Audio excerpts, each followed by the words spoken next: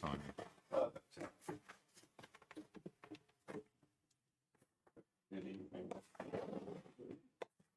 Yeah. Well, hopefully I'm coming out now. So, well, hello.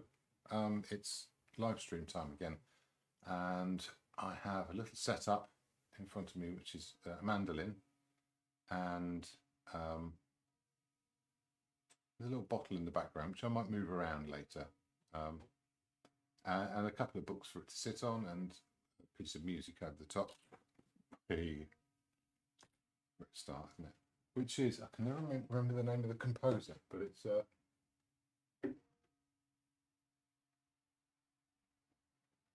there's quite a few of them. I don't recognise any of them, but it's I Don't Want to Set the World on Fire. As I've said to Graham, a beautiful assistant who was helping me tonight. Say hello, Graham. Hello. Shut up, that's enough. And you would recognise from the game Fallout. I don't know which one. I think one of the earlier ones. But it's a really lovely little tune, which I now have playing in my head, and I will spare you it so far, but I can't 100% promise it won't come out at some point. But I recommend looking it up.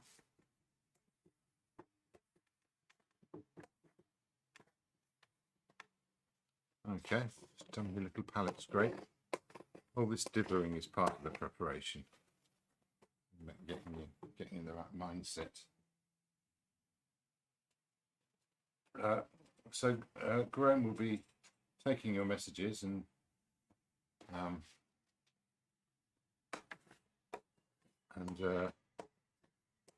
saying hello, passing on any questions or complaints or just general abuse.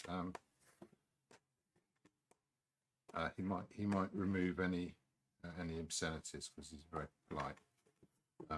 He's also relentlessly positive, so I'm sorry about that in advance. It'd be a nice balance, won't it? Yeah. No, I'm very grateful to have some help putting this together. Yeah, so here I've got this little setup. I've been playing around with it a little bit, moving things about. I can't quite get it to behave itself. I think I'm going to move it forwards a little bit. Yeah, and I think that'll have to be all right. It's going to be very tricky to draw because it's a symmetrical object, which is a peculiar shape at a funny angle.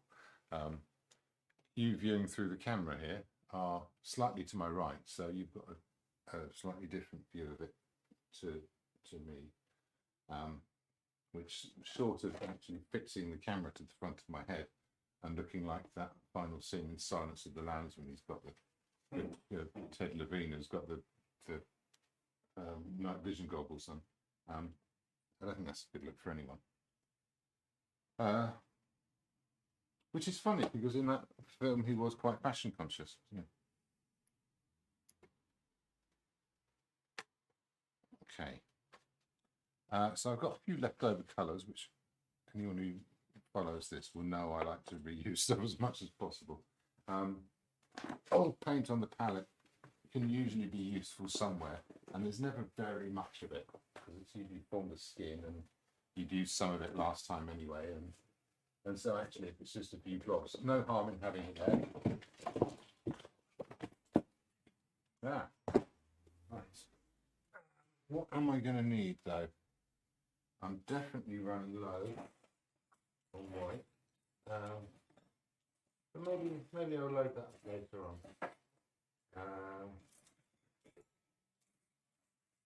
Oh, I caught myself with a new palette knife. I know. Pushed the boat out this time. I did, yeah. It's Did it take a while to get used to it or? Not really. I mean, palette knives have varying flexibility. I had a favourite one for years. In fact, I broke one during a live stream a while ago, but that wasn't my original favourite one. It's just disappeared one day, and I still mourn it every now and again. But it had this perfect flexibility. It was really bendy. The cheaper the palette knife, the stiffer it is, and the stiffer it is, the less usable it is. Now, if it's just for mixing on the palette, that's fine. If you want to make marks on a surface, having a bit more flexibility is a good thing. They get bendier and they get thinner the more you use them. So it's a bit like brushes. There's this sort of perfect, they're almost too sharp and square when you first get them, and then they warm up and they're just right, and then they start to gum up and round off. And yeah. So what's this doing? Who are you? What was the reason behind the new palette knife as well? Why did you decide to go and get one? Because I wasn't quite happy with the one I was using. There's a particular shape I like, and it's this shape. Sort of a little bit more teardrop. The one I have been using is slightly longer and thinner than that. And I bought a slightly larger one as well for mark making. So yeah, it's going to be interesting to see how well this. Sometimes they haven't got this completely flat edge, but I think these ones are pretty good. First thing I'm going to do is make some inky paint and just have a play around with this composition. Just chuck some shapes on. And I'm thinking of the shadows as well, and lights and darks, and it's that and the other, and how it's going to fit into a space.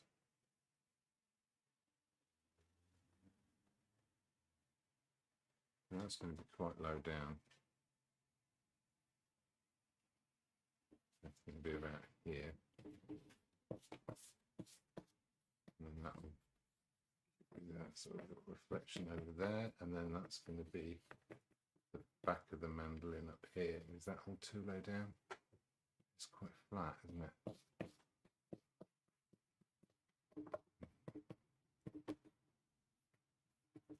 The headstock is very large compared to everything else.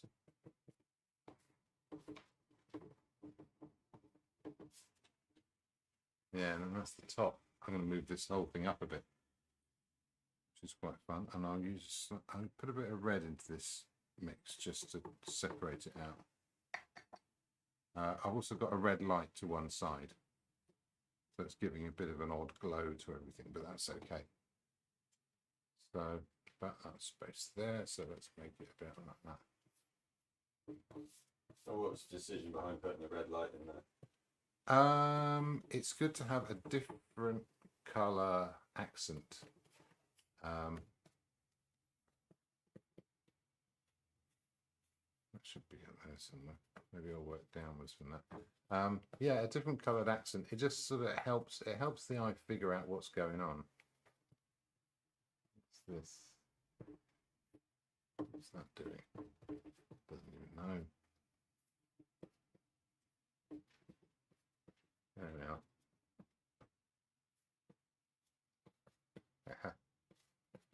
Yeah, a few lights and darks and what have you.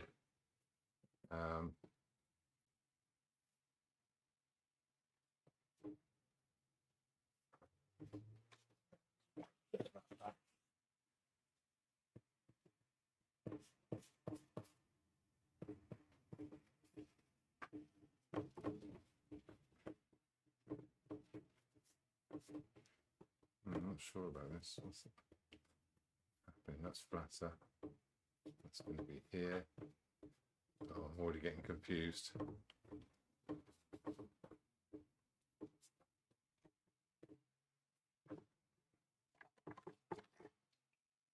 chuck a load of darks on here and then work some lights back out of it.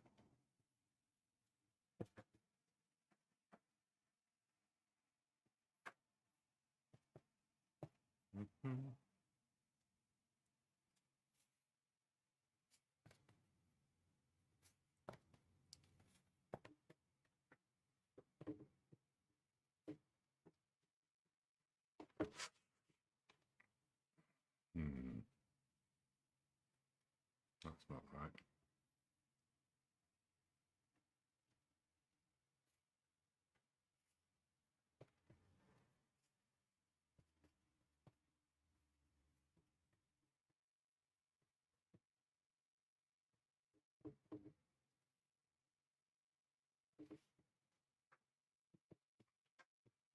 Okay, so this has got a bit of commonality with that slightly Scottish colourists thing I did the other day with the angle poise and the books.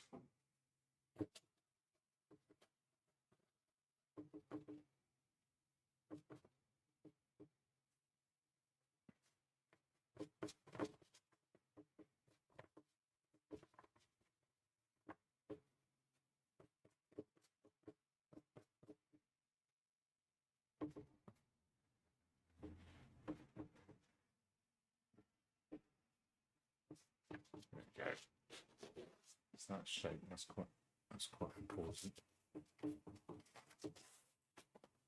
There.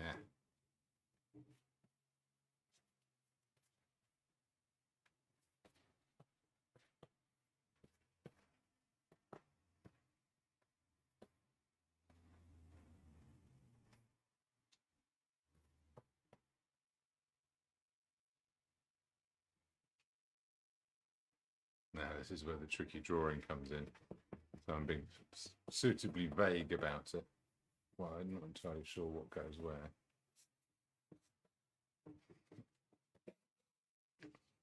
Is that making sense yet? We've got some kind of an image turning up. Yeah, so vaguely you can start seeing it. Thanks for the confidence. Vaguely, I thought it was clear as day. Right. Okay, so that is going to be linked to there, and that direction is going to be about here. So that's actually going to go down there like that. So the fingerboard is going to be along here somewhere. And that's going to make sense with a piece of paper. That bit of negative space.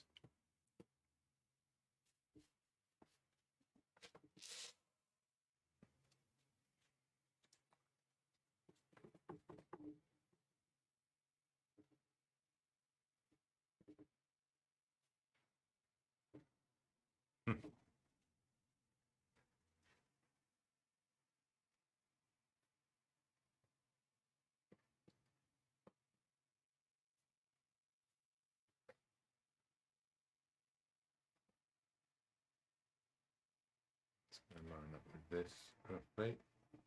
Oh yeah, that's all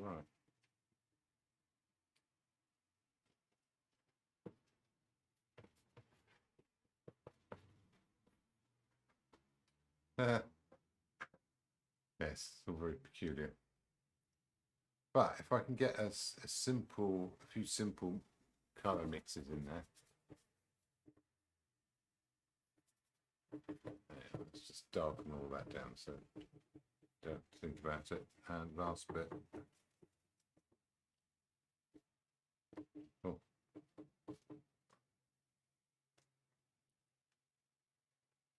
Yeah, where's that doing? Sort of in here.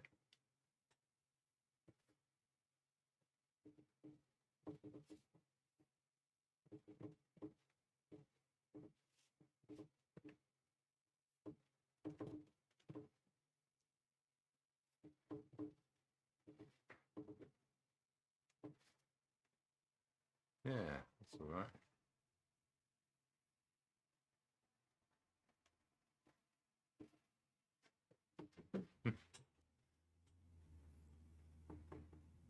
Was there any reason behind the choice of Mandolin for painting this evening? Well, partly it's a practical thing because it'll fit on the table. Because I could have done a guitar or something like that. It could have been interesting too. Oh, see, this is an interesting one. If I take the width of that mandolin, I'm sighting it now. Go again, that'll take it to the outside edge of the bottle, which would be, that's about right.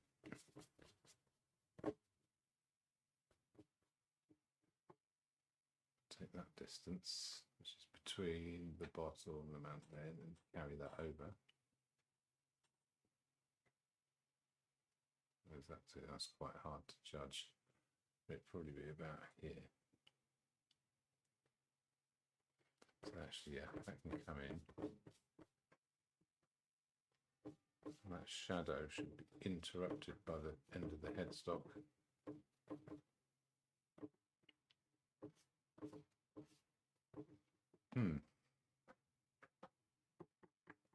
Yeah, well, I was thinking about,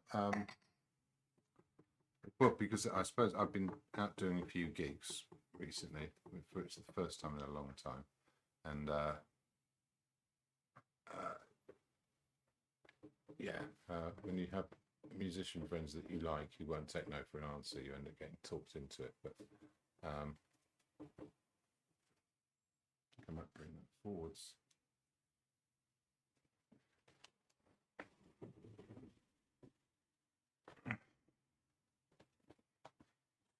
Just painted that bit in the wrong place. No, I'm gonna bring it back a bit. gonna have to move it quite a lot, but yeah. That's there, that's there. Each of that's here, and that would go. Yeah, that's very odd, but actually.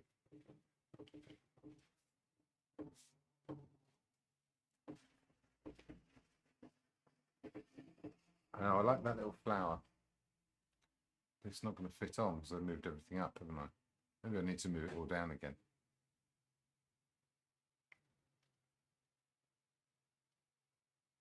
No, because it leaves too much space.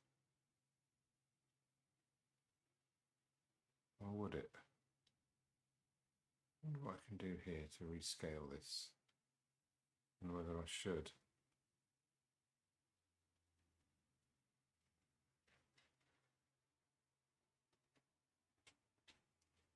That pretty much fits in a square.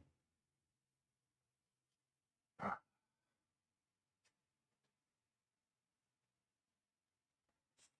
I think that could work. Up to the right of that.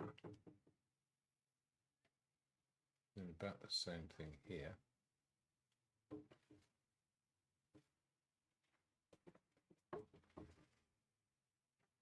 Yeah, well, we'll call that a practice warm-up.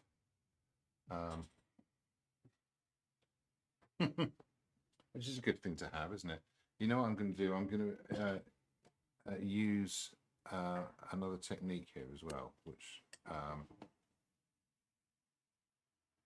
is called an oil lifting technique. And it's going to involve mixing effectively a black. I'm going to put a bit of oil into it, just to make it a little bit runny.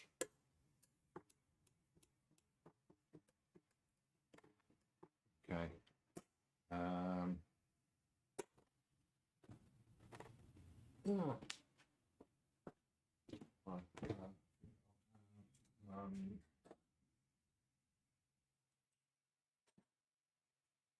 Choice here.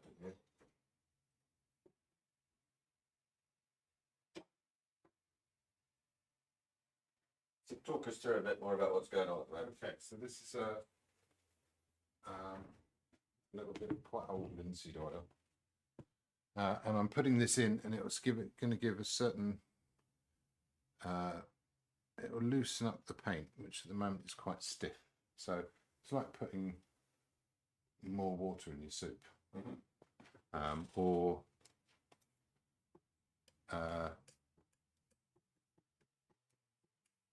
yeah, more milk in your pancake mix. So you can see that going a bit gooey now. Do you want to go to the palette thing?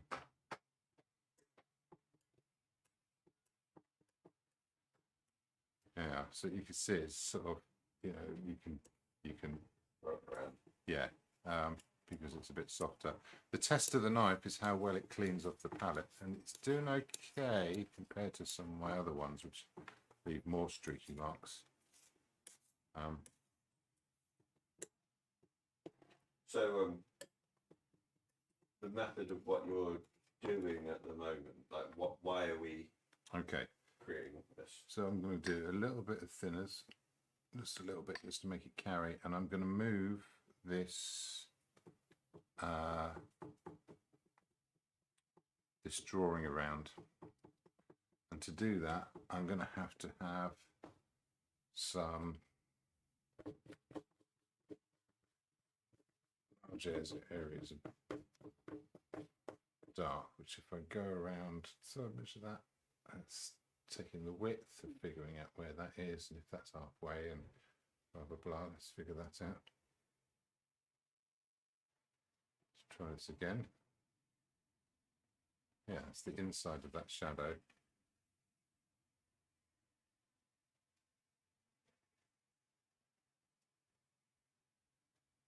Yeah. So if I take this measurement, that's the inside of that shadow there. So that's going to come around like this.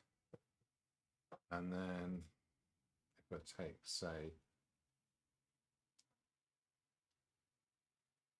that width and turn it round.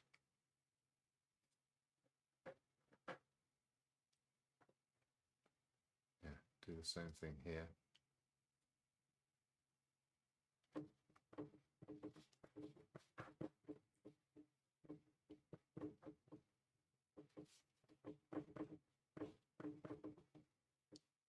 I'm just making some shapes to begin with, so nothing too accurate, doesn't have to be. Okay, so there's some darks there. This is moved. It's going to be flatter, so we'll get a whole load of darks in here. I tell you what, I'll really just scrub that in. I can still get a few measurements in. So I've got that. That's going to be the top of the books. That's going to be the top of the music. It goes up the end somewhere, and then there's some darks in here as well. So it's funny, this sort of shadow or reflection keeps landing in roughly the same place. So I don't know how much I'm just sticking it back where it was before, or where I'm figuring this stuff out. But so the goal to move everything slightly down the page. actually, I'm just changing the scale of the whole thing. So here, so I'm chucking a load of dark paint on here. Once that's on, okay, I'm thinking of the outline of this this mandolin. It's really distracting me. I've got to look at the shapes, just the shapes. So that and that shape will work, and then that actually kind of goes across like this and goes up a bit at the end, and then I'll break those edges because they're distracting, and then from that I can see this shape here, and then this shape here, and then this one, and then that's the back, and then there's it's going to be something like where the D holes are, and then that's this, and this is this, and that's that, and it's really, I'm just chucking a load of darks on in order to try and create a space that I can pull the lights out of afterwards.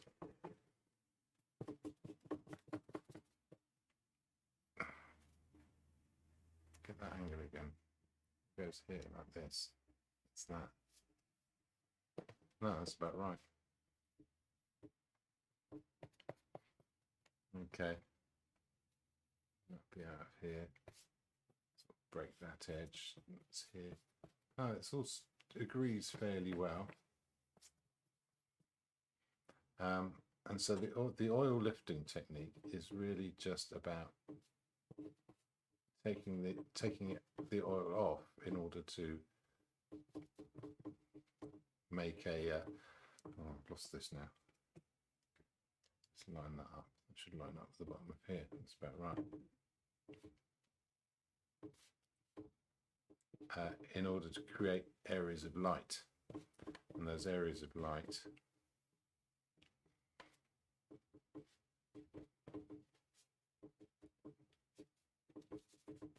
so that's roughly where those flowers are going to go. That's pretty much the other side of the bottle.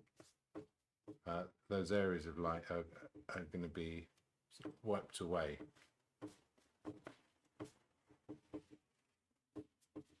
And we'll see that in a second. Or in a moment. Okay, that's that.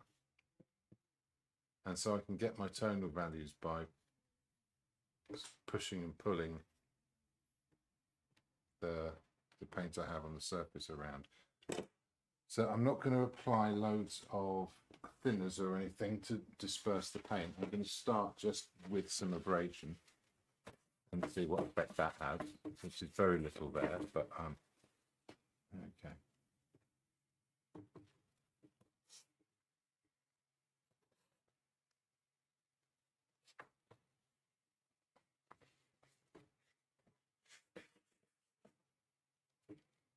Where's there some lights?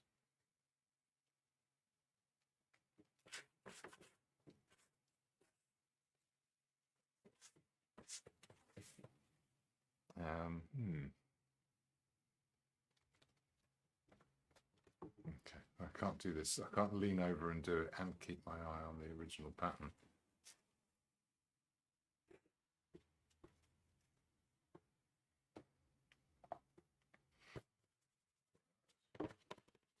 That up as well. Right.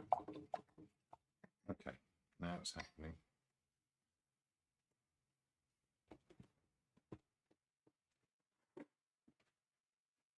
I'll do this with a brush to begin with, just creating some light areas like this.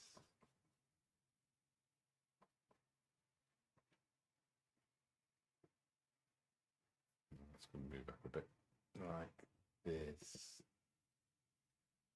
Not going to behave itself. A bit lower down, maybe.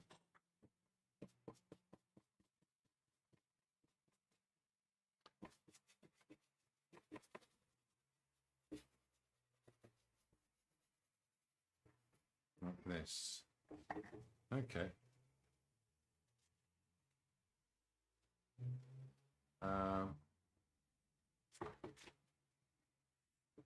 Just lighten this a little bit. Let's, while that thinner's on, I can say sort of shadow. This is going to be properly light. Let's take some of that away here, and let's make some specific shapes. And so that here I can start to really get the drawing in. And when it comes to working that way, now I've got this grey surface on the panel, so I can always go further with the lights, but to get a kind of a balance, I think this might help. That's higher up, and there's a shadow underneath, and it's going at that point there, and then it sort of meets, and it comes in and comes out. See that? And here, similar kind of thing. I'm just trying to keep my eye on the angles and not concentrate too much on the outlines. And it sort of flicks up around here somewhere. Yeah, a little bit of light there. Not going to worry too much about that.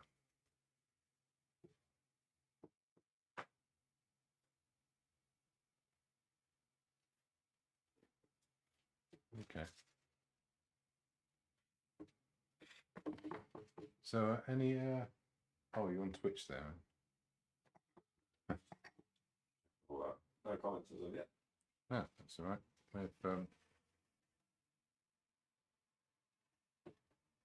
Okay, simple shape, simple shape. So I've also got this light here.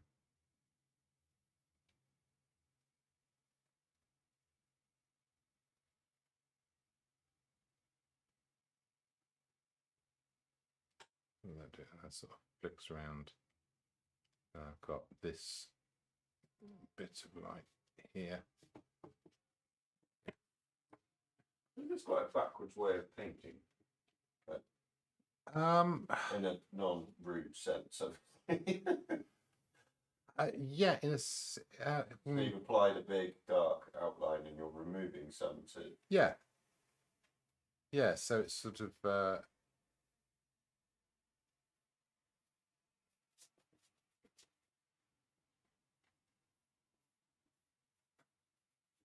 yeah, working dark to light, which is a bit, yeah, it's a bit backward because only in the sense that we're very used to working light to dark. We're given a piece of white paper and a pencil, that's working light to dark. We're given a piece of white paper and some paint, that's working light to dark.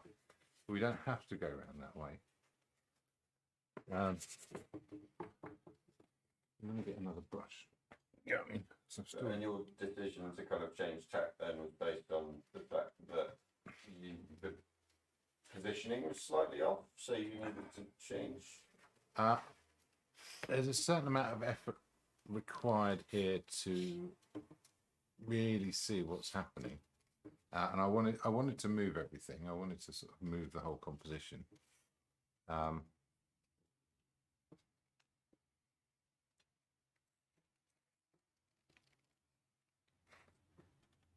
And there's certain qualities in this, subtleties of tonal changes in the light, which when they're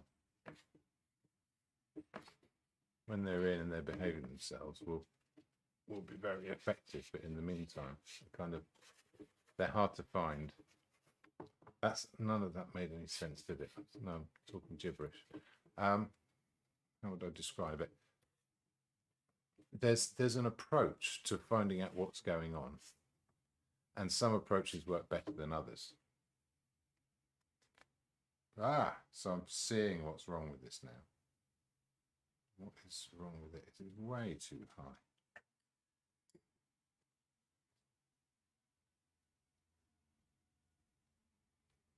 But, maybe it's this. Yeah, so I can move some edges around now. As I do that, it needs to come across. That's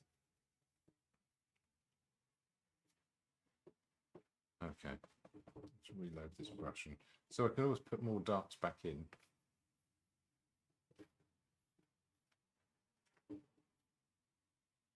Because you're using white spirit on the canvas, does it make it more difficult to apply back onto it? Yeah, well, it's mostly oil rather than white spirit.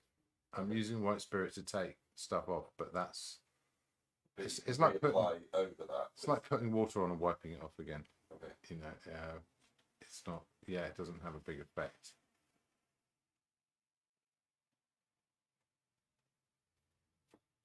That back edge needs to come down.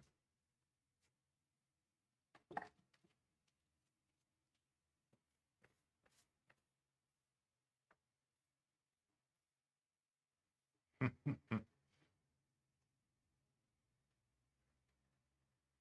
a part in here where I feel I should explain that my artistic skills are that of a gnat, and therefore that's why I'm asking probably what seemingly simple questions, but I find it fascinating. It's interesting how difficult it is sometimes to actually explain what's happening. That there's judgments and decisions being made that are, yeah, sort of a little bit. What do you call it? Esoteric, maybe. Probably use that word too much, but. Well, I guess it's just the experience, and you can't explain the experience. Yeah, I mean, there's a reason behind decisions, and but sometimes it's just purely a sort of a visual thing.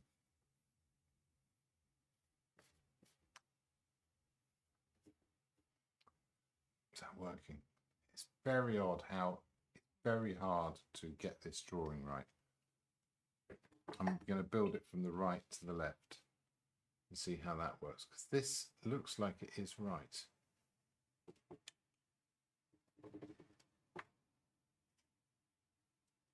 Like it is correct.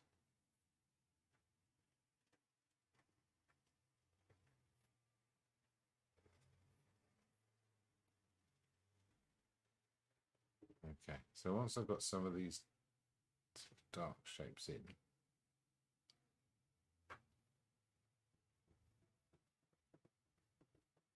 just soften that a bit. Yeah.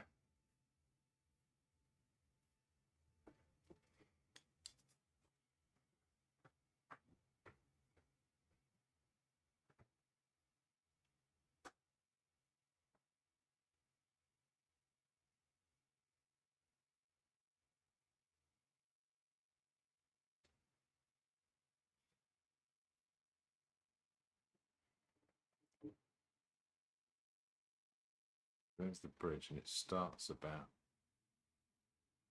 here. So at this point, I'm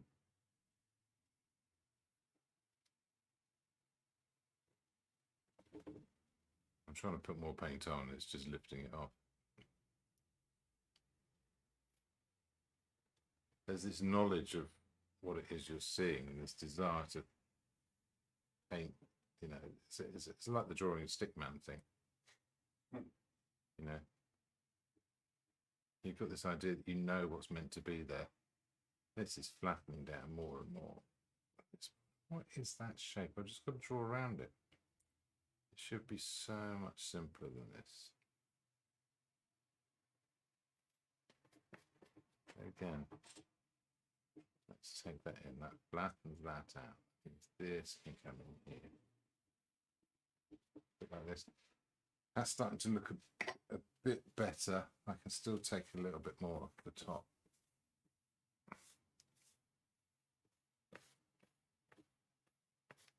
It's going to dribble a bit. Right, so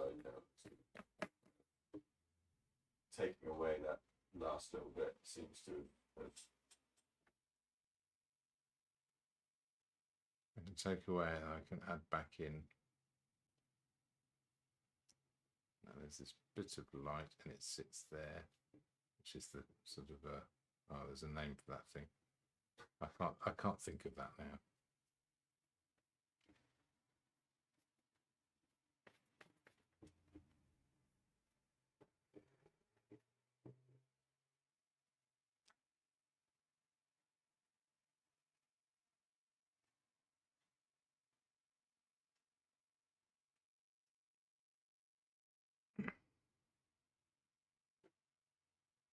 So you can play the mandolin?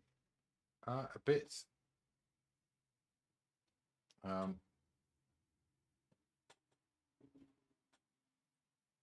Yeah, it's a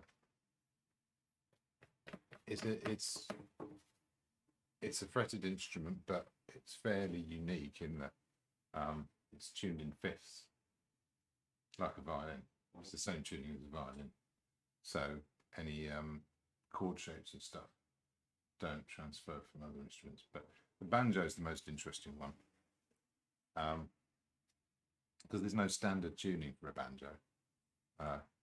You get the tenor banjo, which is also tuned in fifths, but quite frequently it's tuned in fourths, but up the high fourth strings of a guitar. So there's quite a few violinists that also play mandolin because the fingering's the same. It's the, you know, especially if they also play a bit of guitar or something. But yeah, it's an interesting one because those different voicings bring out different music, I guess, in a sense. I think all instruments have some kind of sort of built-in music stored in them. You know, there's natural things that just fall out of them, and it's funny, those things often can seem a bit cliche, so they're avoided, but often it's sort of the most beautiful sound that instrument can make. Well, I picked a real stinker today, didn't I? Okay, I'm going to lift some of these lights out.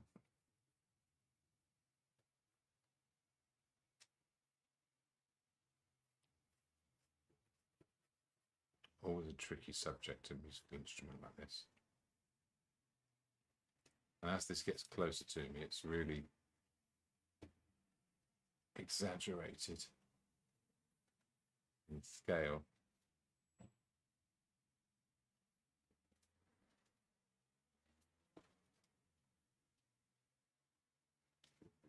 Oh, so yeah.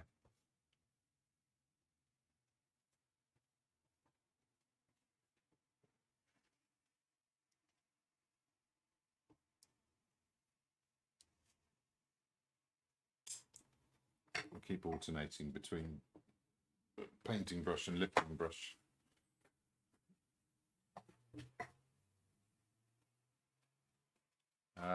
So yeah, strictly I should really be using oil to do the lifting, because it all sort of creates, it'll help fill the surface, but because I am going to paint over the top of this, I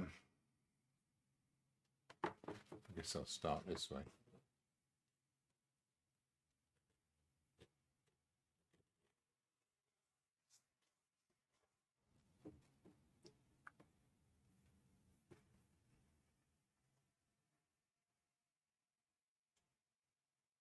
Yeah, that does it.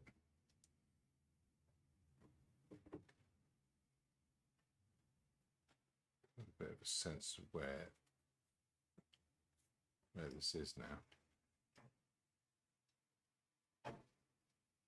And again, the tone will do most of it, so I'll be thinking about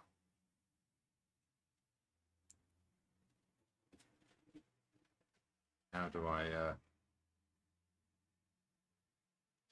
how do I sort of introduce as much colour as is needed later on.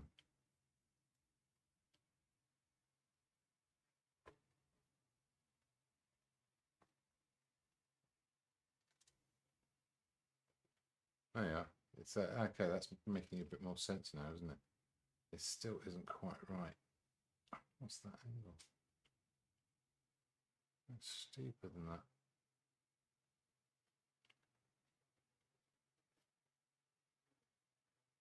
It's going to be really tricky to get this just right.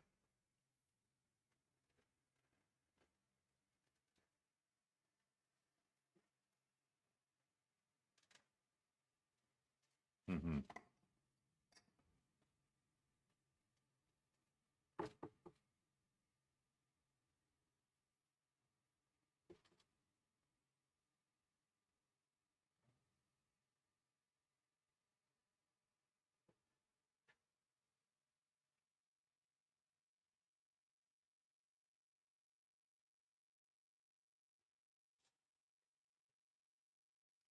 This is lower down. So put that shadow underneath here. Ah, it still looks really odd and wonky. Can't quite get it. What's that level with? That shadow is level with this bit here. So that's the back of the paper.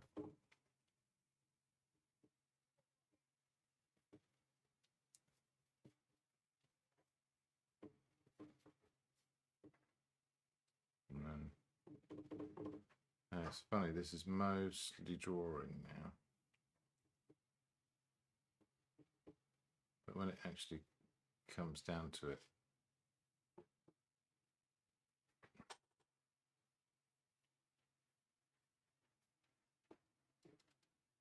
okay, I think I'm getting somewhere.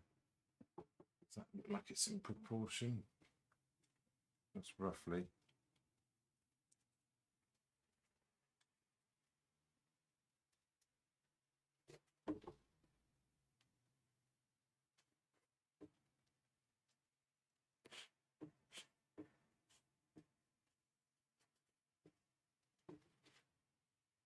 Put those 15 minutes until the halfway point. Thanks.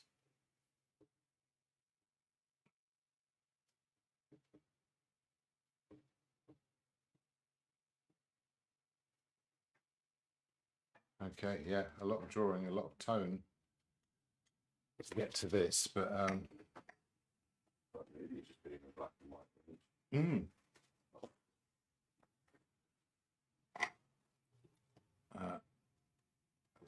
Just put a bit more of that in.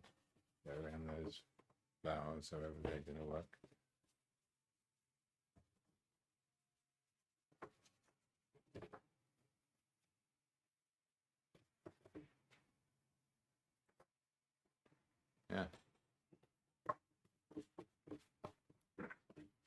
So I'll let that settle down a bit now.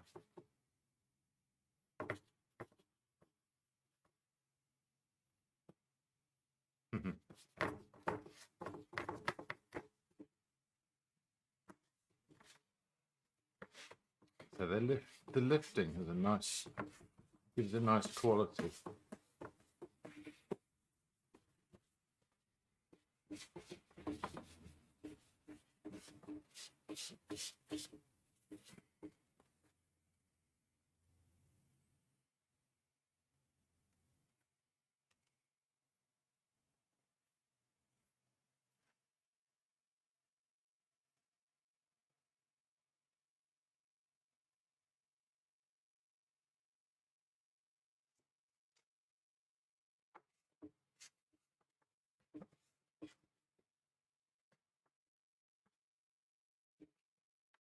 Yeah, there we go. Oh, proper fiddly. Got that. Now I've got these books behind here.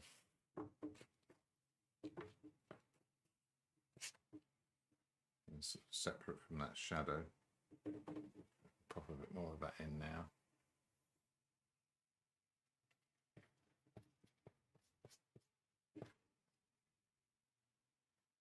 Including in there.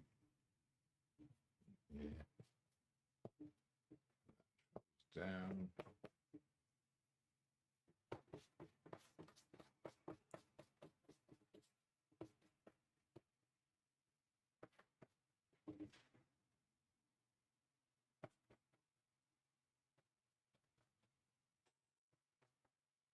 Yeah.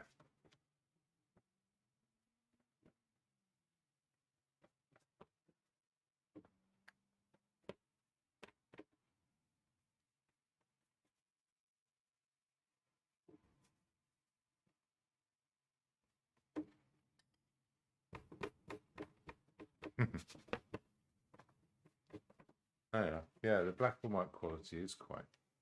I quite like that too.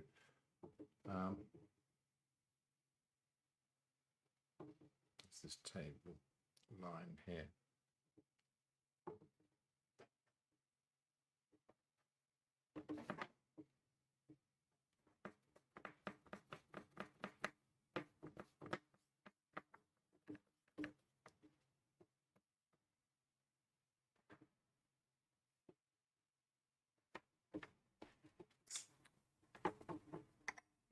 A bit more light over here.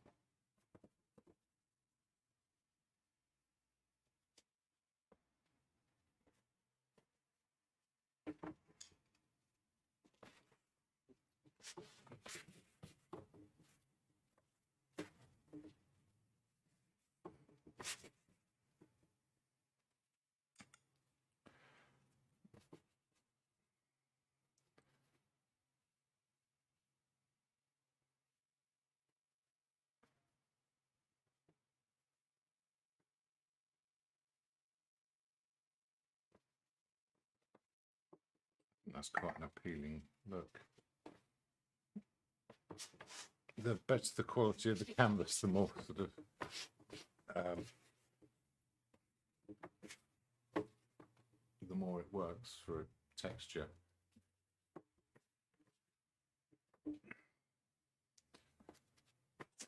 There you go. So what makes a good canvas?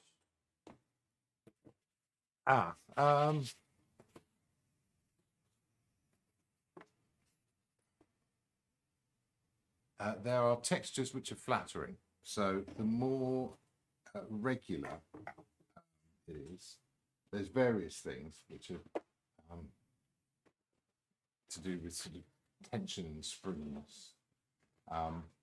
Linen is a very popular surface because it's very strong, at least in one direction. So if you're doing a big canvas, it will keep its tension really well and not get too bouncy like a cotton canvas would.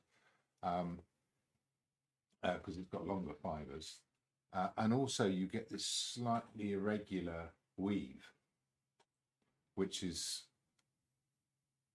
forgiving. You know, it's in the surface. It's like having a nice watercolor texture rather than just sort of stamped paper or whatever. And so it kind of breaks up the marks and makes them look a bit more organic, whereas otherwise it can be a bit grid-like. But I know it's a funny one. I think a lot of this stuff is sort of the affectations that artists have, and I don't know how much it's sort of linked to whether it's actually made better or not. But yeah. So but you can treat canvas panels. So I treat these panels with a sort of gesso primer, non-absorbent one, and I scrape them with a big palette knife. Break that, flatten them off with this thing, and if you go in one direction, then it sort of mimics, in a way, the fibres that go in one direction in a linen canvas, and it also creates a slightly irregular surface, which can be quite forgiving. So yeah, I think I've got an image there. So the next thing I have to do is paint it, but it's a lot more fiddling around than a normal thing, because the drawing is so important and so tricky. So shall we do a half-time break, which might have to go on twice? Yeah, cool. And I'll come back and I'll mix some colours and I'll put on some fairly loose brushwork, and hopefully that will make the image pop out. It's all about keeping it simple now. Done the complicated bit. So yeah, now I'm good to go. So yeah. Tell me where. So on the left, on scenes on the left. Time lapse, same one as last time, I'm afraid. See you, bye.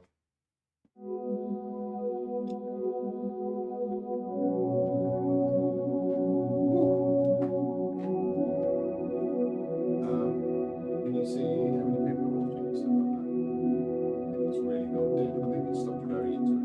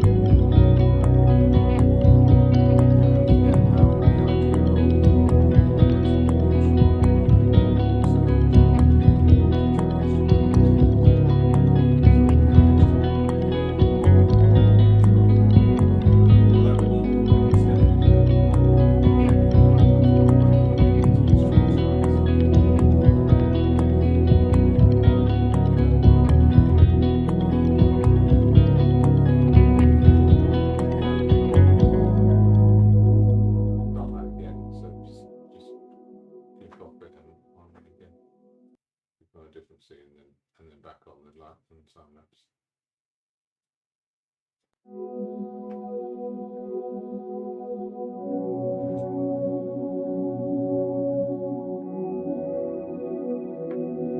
a beer? Yeah, why not?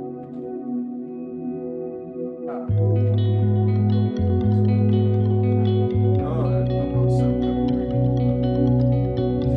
Whatever's good, that's relative.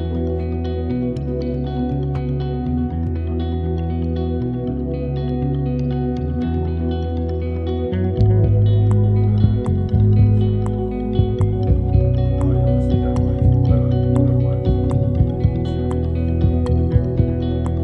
Where's your neighbour from? You have a beer then?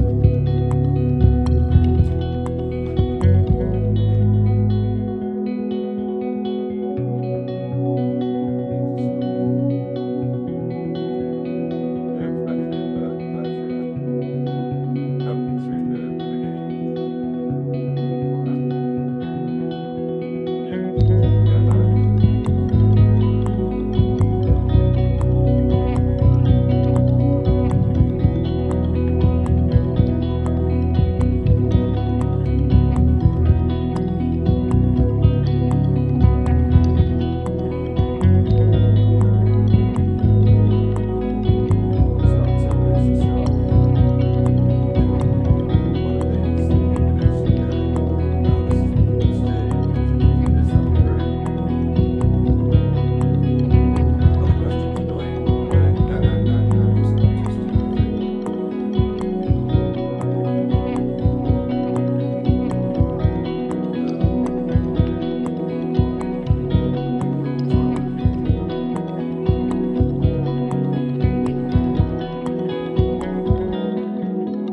your thing. Yeah, hopefully this message will be nice. Help achieve goals of 8 p.m. That's probably good. Really, it's frustrating because you keep having requests from I think it's like, I say, you have like an agency numbers to make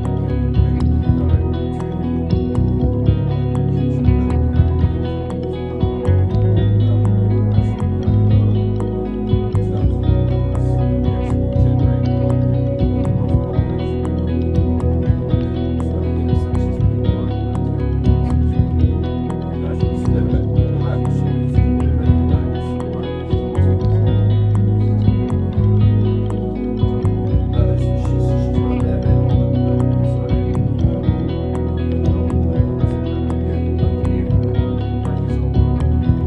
the other thing as well is something like the infantry, thing, which on social media channels have been linked directly to each of them. So she'll be doing the everyone else one, but especially for my own. So if you go back to the top, the main scene, yeah.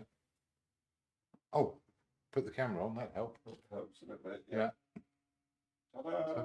Ta-da indeed. Right. Well, no sooner have we done that, but we're going to go to the palette. And you get to see me trying out my exciting new palette knife. Yeah, it's doing okay You so see, you far. get a little bit of a kind of rush when you get new tools and you're like, oh, I want to try that. Not as much as I should, really. I'm so familiar with it all. Mostly, I'm sort of nothing's quite as good as I want it to be. I'm always a bit disappointed, actually. I know other people get a big thrill out of buying art supplies, but For me, it's always like, oh, I've got a new toy. well, there's a kind of an agony. I think the problem is the best way for me to enjoy new art supplies is to buy them, put them in a drawer until I've forgotten what I paid for them, and then find them again. Yeah. But buying them is I mean, there's a terminology for that, isn't there? Like forgetting how much you paid for something. Yeah. Well, the thing is you need to be able to use things freely, which means the possibility of failure and wastage, and that's a part of it. There's a thing I sometimes say in classes, which is actually is my own. Most of the things I nick off other people, but because quite often people don't mix enough paint. Well, I don't mix enough. Nobody mixes enough paint. Very few people do. You always sort of overestimate how far it's going to go. It seems like so much when it's on the palette, but it's not enough. And it's fine as long as you do something about it. As long as you go, okay, I need to mix more of that. So I'm not going to go into full lesson mode, but one thing is to know your recipe so you can make more, and it's the same. So being able to mix the same color again is sort of vital. But then there's also the thing of sort of disciplining yourself to have enough paint and not just sort of keep trying to make the tiny amount of paint go further and further by making more and more feeble marks and you know, thinning it out and all that kind of stuff. And so the thing I often say is that the hang on, try to remember what I do say. The best way to waste paint is to make bad paintings, and the best way to make bad paintings is to not use enough paint. That's an interesting. So it's sort of yeah, a bit of self-reference there, like all good paradoxes, but it turns out it's not paradoxical. There's a truth to it. If you use enough, you've got a better chance of making a decent painting. And if you skimp on it and make it really thin, it's not gonna do the job you want it to. A lot of the time, it depends. If you prepared a surface underneath, then actually you can use very thin paint, and the surface underneath kind of forgives it, so you can kind of stain a surface. But if you go straight onto, say, a white canvas and you use stuff like watercolor, it ends up looking rubbish, wishy-washy and non-committal. And it's a bit of a shame seeing we've got a wee bit of a glare, I think, going on your palette tray, so we can't really see the kind of white being mixed around a lot. Yeah, well, it's tricky. You can't make it perfect, can you? Unless I put some kind of panel in the way.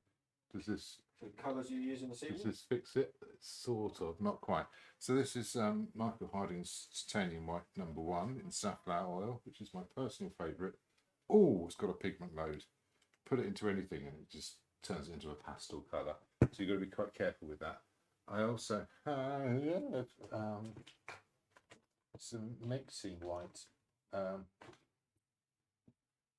And where is that? I don't even know where that is.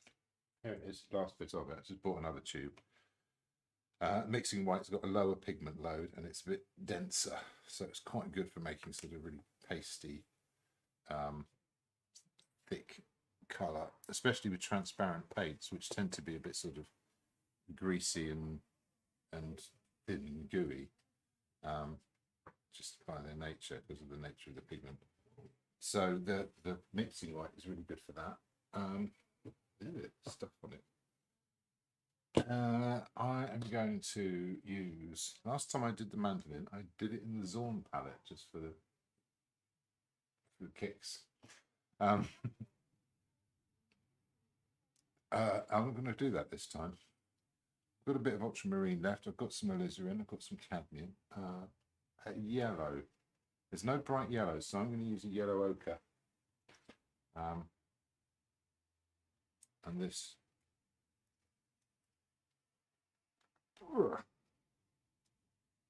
That's nice, and so that'll be sort of my softer, more neutral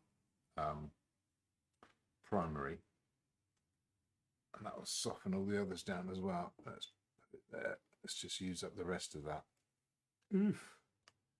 There's going to be lumps in that I need to pick out, but in the meantime, just get the last bit out. Get your money's worth, eh? Bin. Right, that's gone solid in the middle there. This is all very messy and gloopy. Right. What's the sort of length of time you can generally keep paints? Oh, well, that's an interesting one. In a tube, possibly millennia. But So it's air and oxygen and yeah, so oil paint dries, what cures by absorbing oxygen. It's what happens to any oil, really, as far as I know. I mean, I'm not an expert on this, and I don't intend to become one because I've got better things to do. But there is it's basically has a curing process. So what we think of as drying with a water-based paint would be the water evaporating, and then what's left is the paint. But paints also have a sort of a quality of solidifying. So an acrylic paint will turn into a polymer, and that's a curing process. And oil paints will cure into a paint film, which gets harder and harder and harder over time. And we're talking decades or possibly even hundreds of years. In fact, they used to date paintings by how hard the paint film was. I'm going to concentrate on mixing some colours now. I'll see if I can talk at the same time. Oh, I've got this unbleached titanium as well, which I thought would be fun to try. I'm going to put a bit of yellow ochre in that. I'm going to take a bit of this yellow ochre and mix an orange, and with that I'm going to use this alizarin.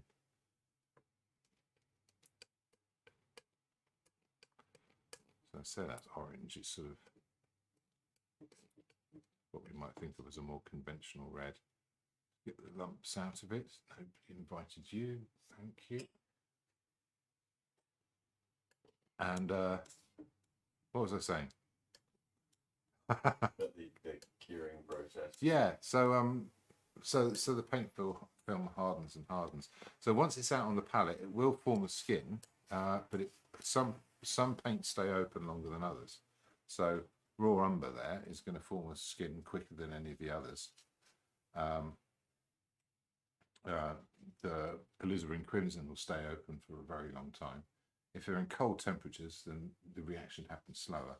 But no, the thing I was going to say about paint curing is that it's the oil solidifies and hardens over time. So if you've ever lived in a student house and after a year thought, oh, we're moving out, we better clean the oven, and realised that the layers and layers of oil on the surface can now never be removed. Yeah.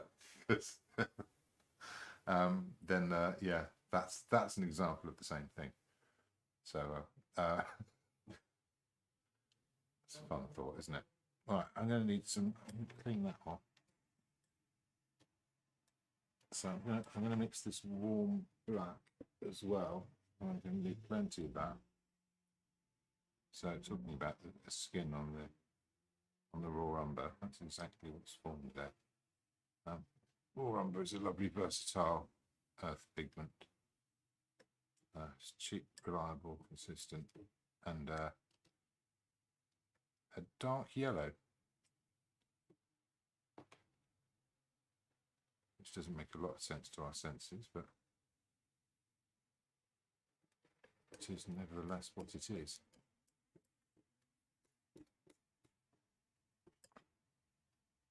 I'll pop a bit, yeah, I'll do it. Nice big chunk of alizarin in there. I haven't put any more oil in it. It's a little bit left over, but that's fine. See, I can tell right now that it's not enough paint to do the job I'm going to need it to do. But I've got a recipe. I know how I made it, and I can make more. So that's all good. Let's get rid of all this then. Okay, what else? Yeah, I'll get a bit of mixing light. Get a bit of this unbleached titanium. Pop a little bit of yellow in it, a little bit of this orange just to sort of take the yellowness off. And that's quite a nice light colour. Use that all over. That will go in these gaps here and sort of all behind the scenes. It greys off slightly over one side, but that's okay. I can have a play with that. So that's my light colour. What else? Oh yeah, I've got this red. I've got this red that comes in from the background. So I'm going to get a bit of that black, a bit of this red, and just the light that's on the knife. I'm going to use that to sort of tint the shadows and warm them up.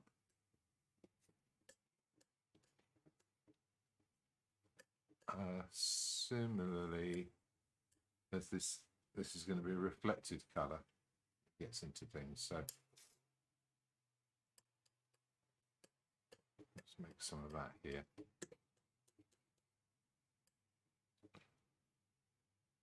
And between them, I think we'll find some interesting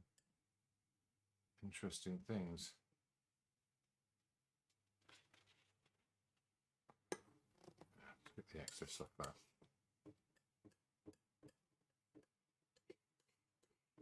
Bang. Is there a particular way of mixing the paint together that you should do? Or is it just a case of whacking it all together, folding it in, and it's the folding it in, really. Yeah, I mean, there's certain good practices, like if you're mixing an orange, do start with the yellow, because the red is going to be, there's different tinting strengths, so some paints are going to have a really powerful effect, and some you're going to have to keep chucking more and more in for it to do anything. So starting with weaker tints like a yellow, and then just adding small amounts of red until it's orange enough. I mean, you could, you know, if you don't do it the right way, you can end up with horrendous huge piles of paint that you just don't need. So, but based on your previous, what you said is the basis of a good paint.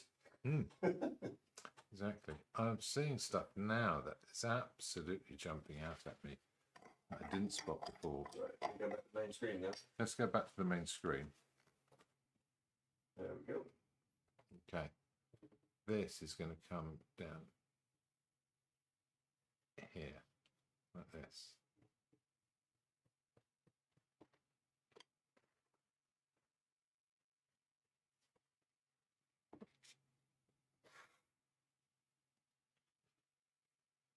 That looks better already. And it's going to come all the way out. Is it harder to put colour onto a onto the kind of canvas that you've created now, where it's sort of dark? No, because there's a fair bit of thinners, and the thinners evaporate, and what's left behind is only a very small amount of paint. There's not an awful lot there.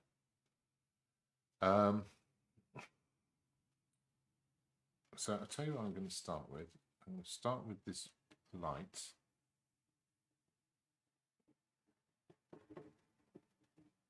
And I'm just going to dab it in a few places, and one of those will be sort of around here. So it's not orange enough, is it? It's weird. It looks quite orange before. There we go. Something like that. Let's get that shape in.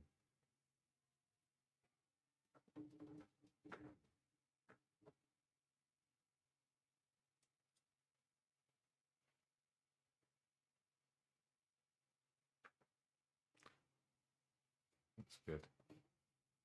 And I'm going to want to do this. There we go.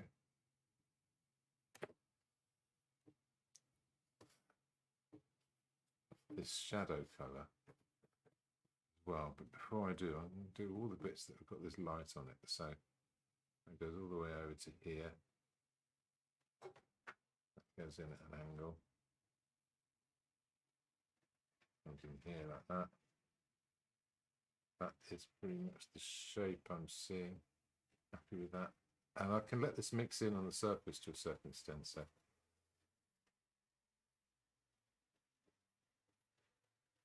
that'll do it.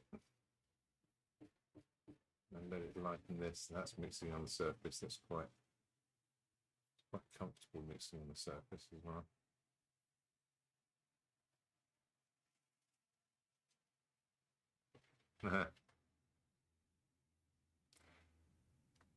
Okay, I'm going to want a shadow colour.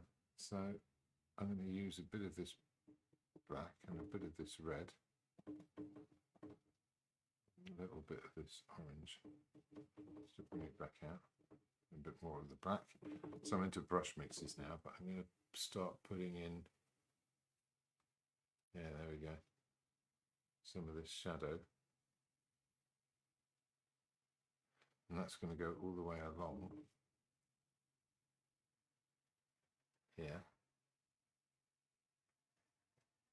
Can I see that anywhere else? Yeah, I think I can see a bit on the scratch plates up here.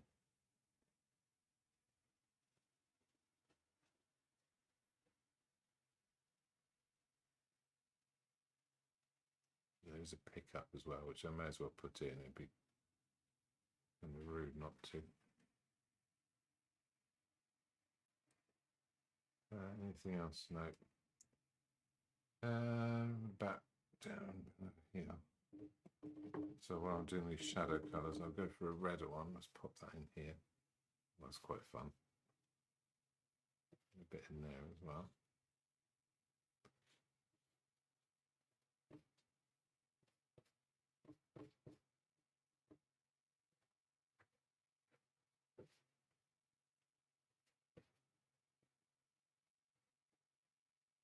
Yeah, what's this doing? Even darker in there and less red again. So that'll take care of that.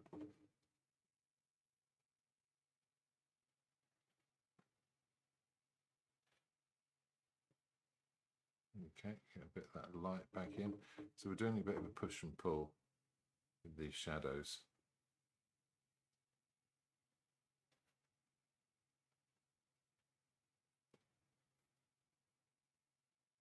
That should help that. This will actually also work with the reflected light in places. A bit oranger.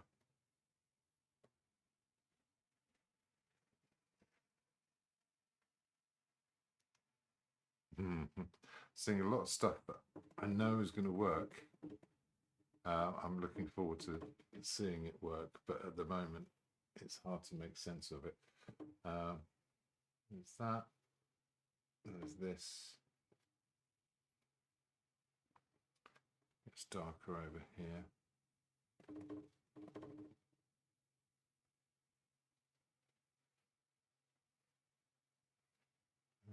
What happens there? I'm not entirely sure. I don't want to get too caught up in one place.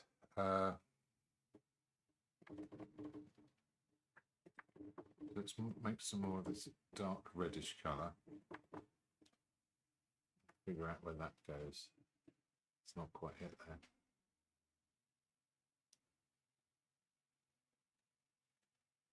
I just realised the thing. That needs to move back. Means it can also move up.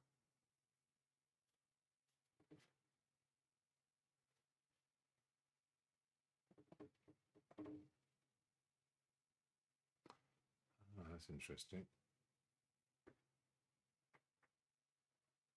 Okay, I'm seeing more of this orange in now, but I'll put a bit more of this. It's another lump I didn't invite.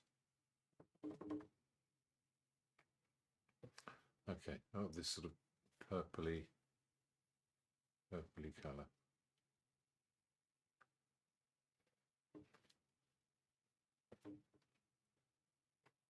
Arrange some of this. That purpley shadow under there. Okay, I've got to keep this relaxed and a bit vague. So I'm doing this all with brush mixes at the moment. So there's that orange and a bit of that red, and we'll pop a bit of that in here, and that works.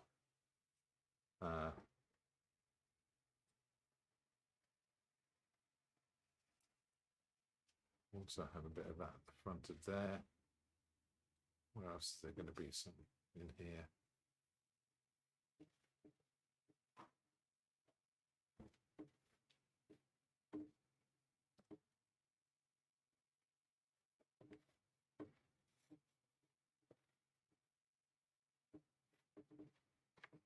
Okay.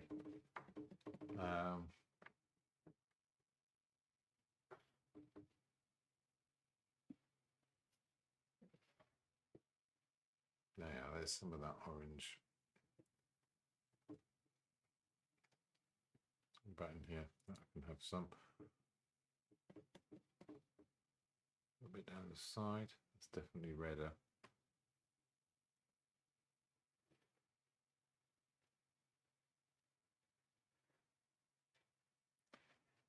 Down there. That could be enough already.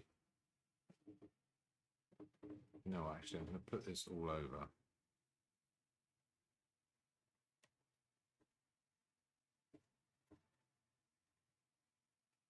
And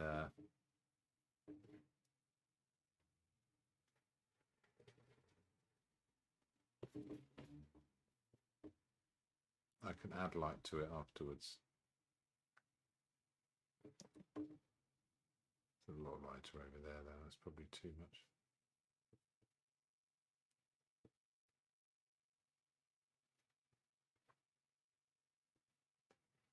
Yeah, not being too fussy about these edges. They're not as important as I think they are. That needs to swell out a bit at the back there. That probably needs to come in a bit at the back there. Ah, more lumps. Get off.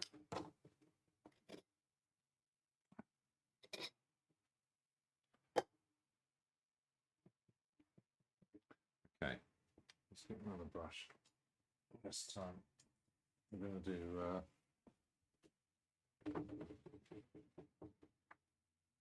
some of these yellowy lights, and I'll start with the lights and I'll work into them afterwards. So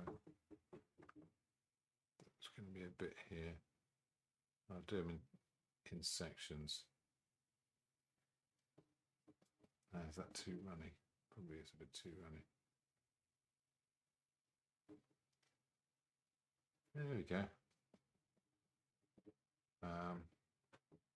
It's going to be a bit paler on top, but I can add light in much the same way. So that's going to be higher up. So I'm having to remember little decisions I've made as I've gone along.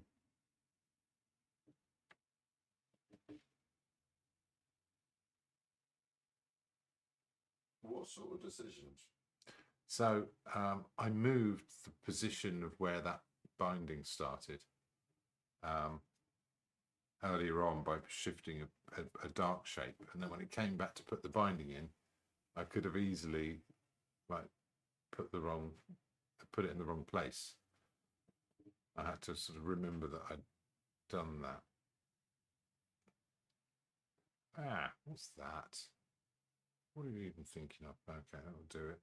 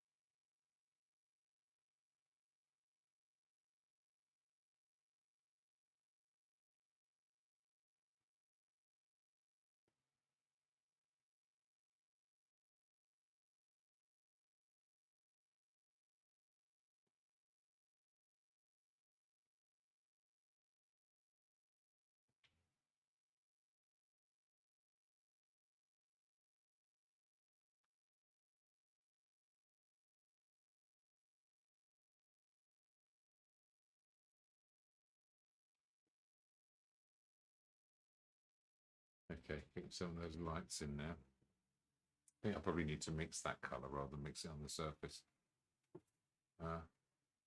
What's this doing? Doesn't know. Oh.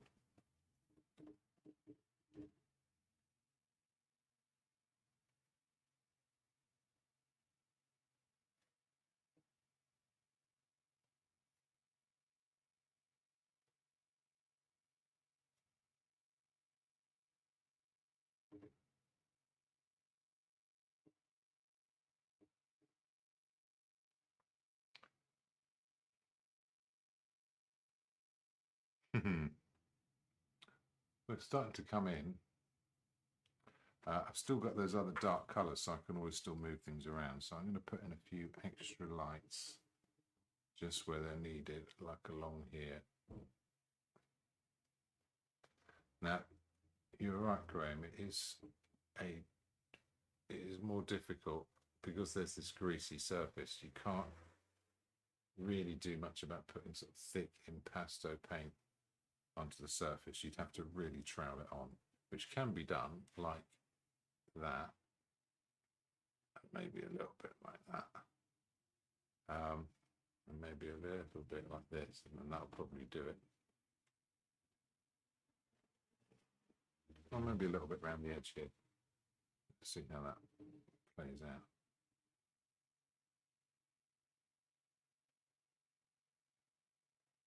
There, bright shiny edge. What else? That needs a bit. Have I got a bit too carried away?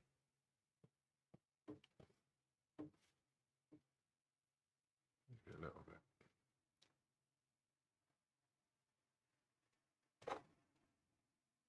Off.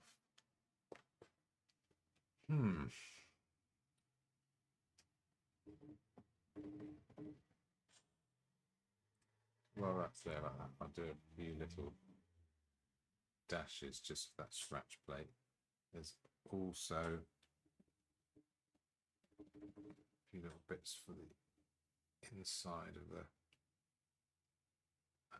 F-holes.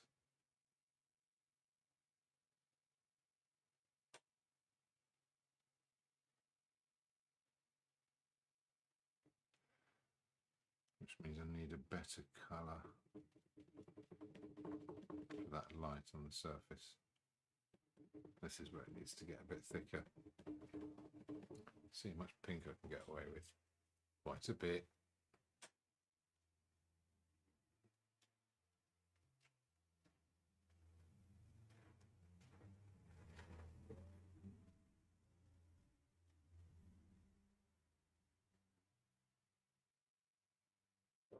Rendition of the song.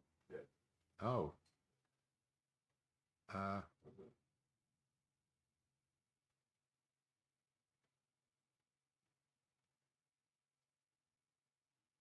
The song goes,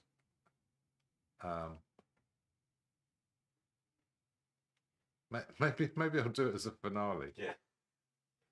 Just in case the people won't leave. That'll do it. The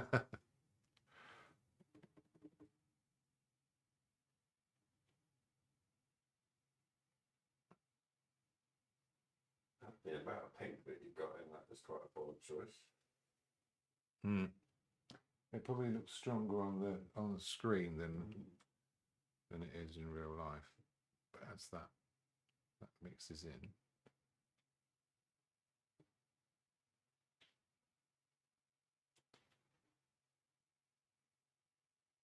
Yeah, so I can go slightly darker and browner next to it. Go around here.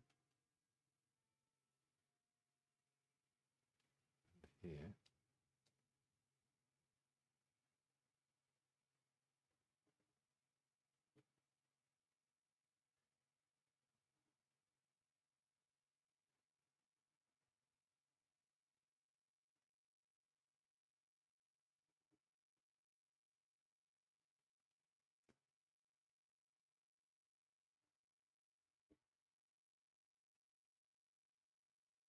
That's not as light. Let's see what we can put a bit of this in here.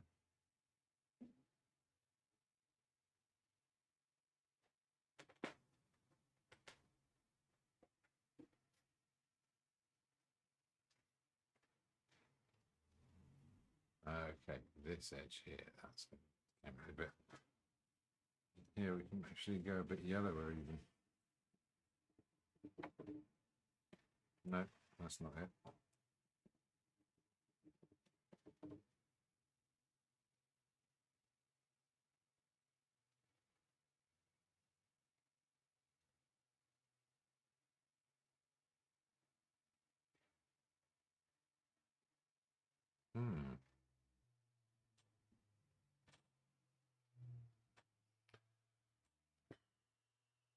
Okay, while I've got this colour, there's other things I can do, like the bottom of those books there. Got some pages to go on.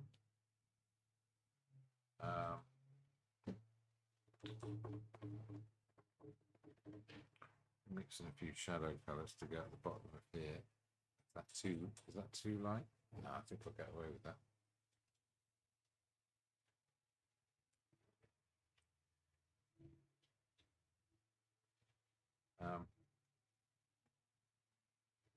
Yeah, and then there's this much whiter version of it. But yeah.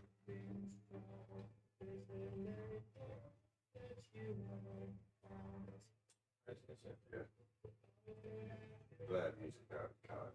She's something decent. Yeah. What's her? And they leave their engines running and everything. But it's fine because the people in the takeaway promised that they'd make sure that didn't happen. Yeah.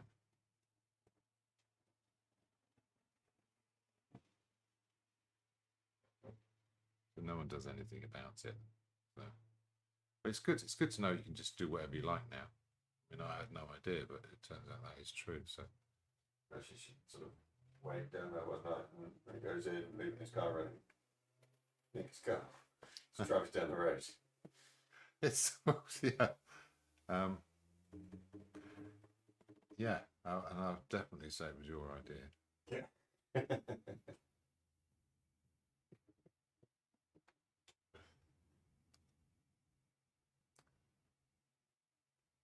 Okay. This is, yeah. So the books are starting to come together. I said I'd keep it simple. I don't know how well I'm keeping that promise. Now I need to do some more of this grey.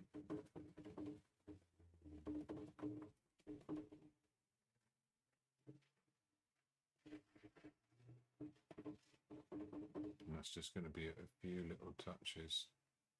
That's too light? Or is it too light? Is it about right?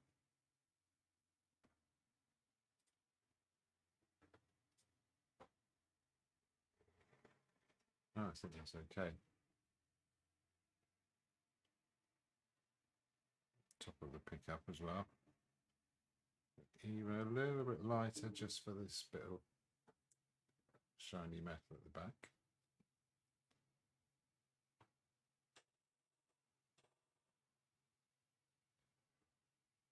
Yeah, that needs to come out here like this. Let's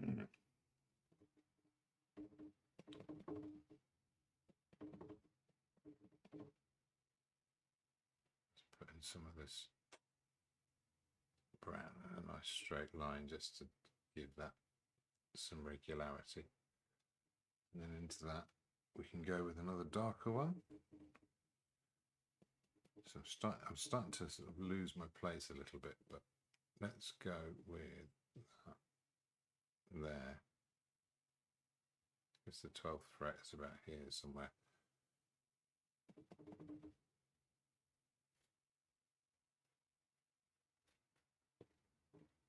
And it gets a bit darker nearer the front.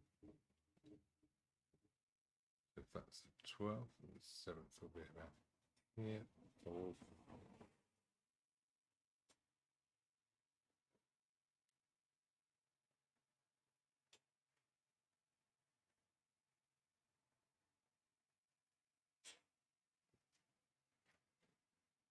Get the idea.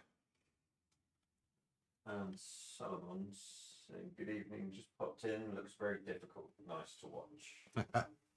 Yes, I hope other people can take pleasure from my suffering. It's a very tricky one tonight, but that's part of the fun of it, isn't it? So, yeah.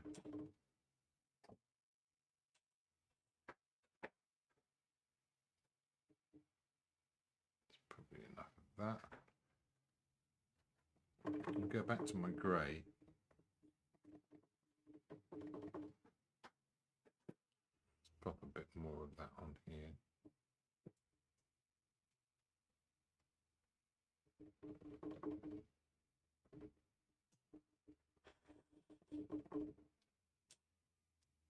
Darken out near the edges.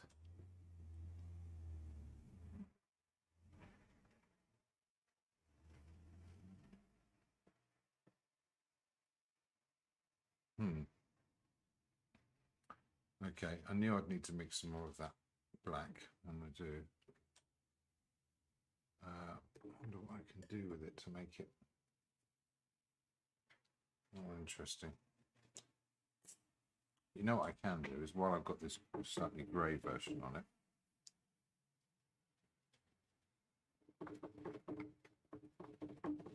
start putting in some of this stuff over here. Okay, that's way too orange, but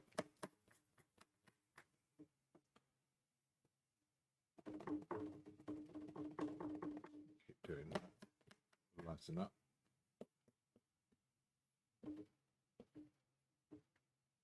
Need to be super fussy about edges. Keep adding an extra bit of light every time. And it will gradually sort of approach this glowing colour around the other side.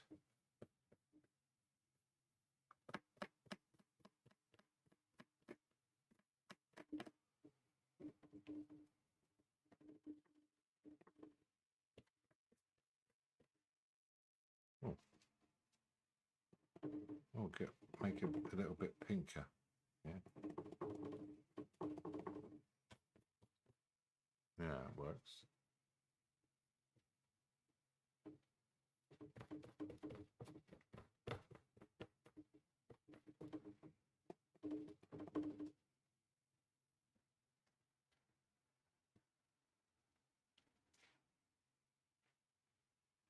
Ah, got my shadow. Okay, let's go a bit brighter again. And a bit more of that yellow back in now.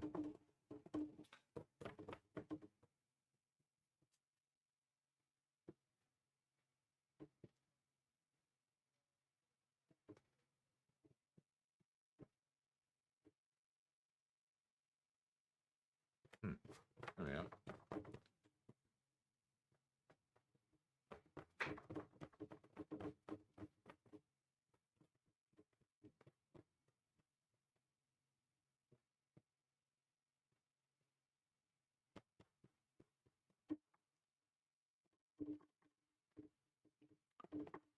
It's quite fun, isn't it?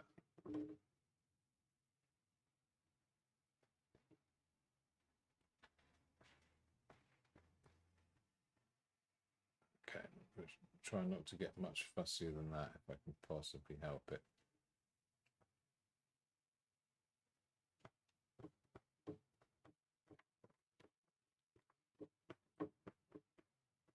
Just as much detail as it needs.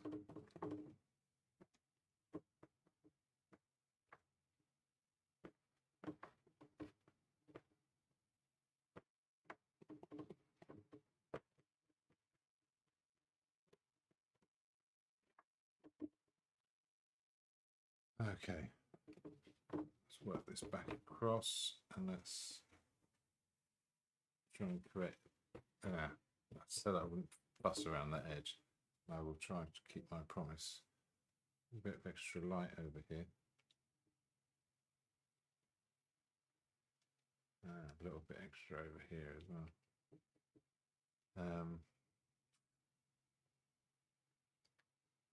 A little bit down the middle. It's mostly dust, I think.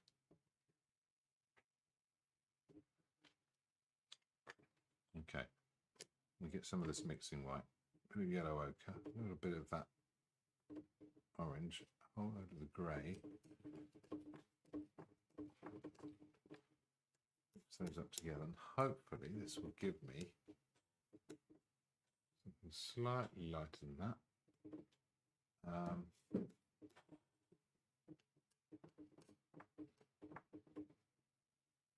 No, still not dark enough. Yeah, use the rest of that black.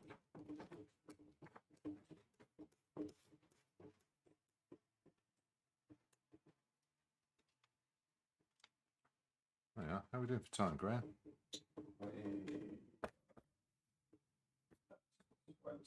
43 at the 40. Loads of time. I screwed that right up.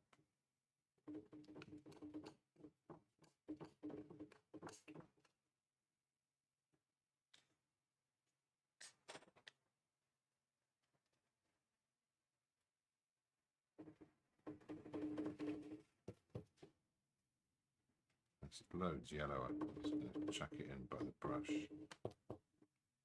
Oh yeah, actually a little bit more orange as well. What's that doing? A little bit whiter. So I've done this with a brush mix, which is probably not ideal, but there you go. I still haven't quite done the shadow colour, so I can come later.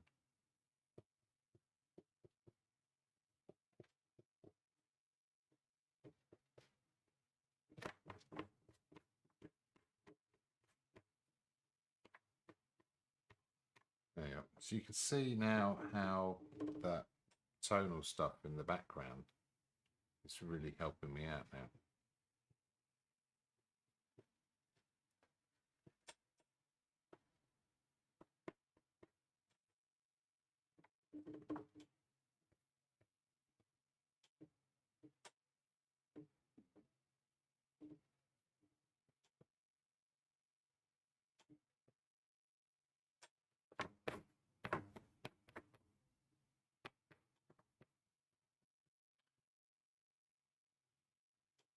Giving a colour to mix into.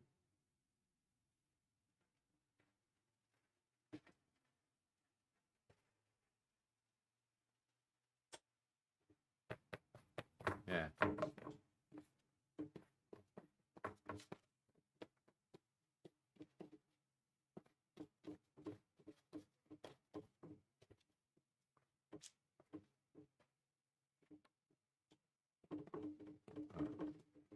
Yeah.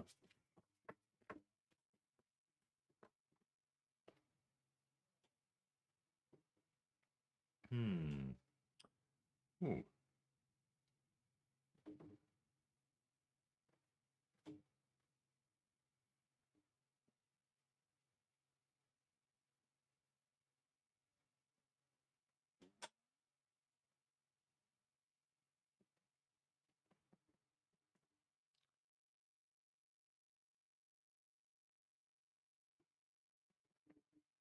This red's on here.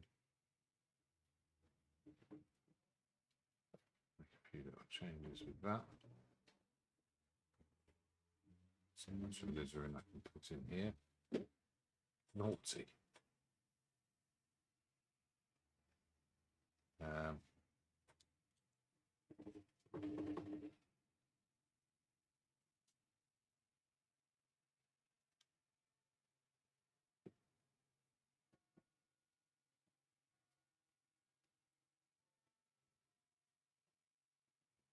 Okay, yeah, that's okay.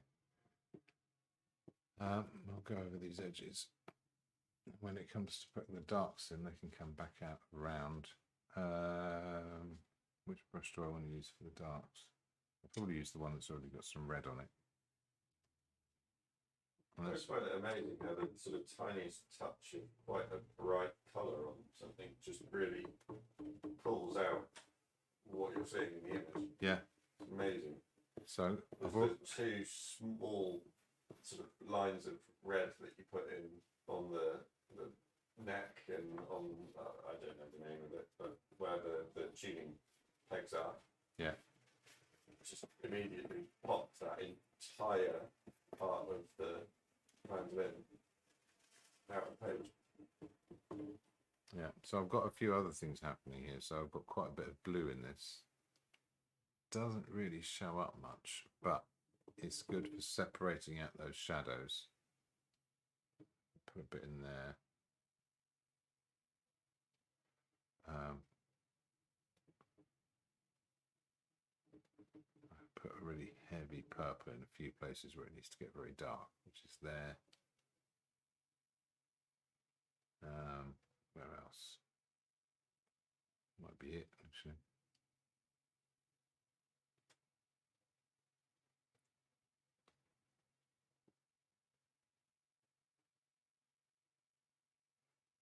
A little bit under there. Where else? No, I'll soften that down again. Come back into here. Oh yeah, there's a bit in these machine heads.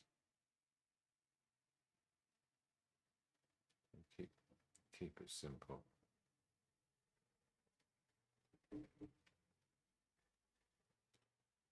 Put some in the bottle.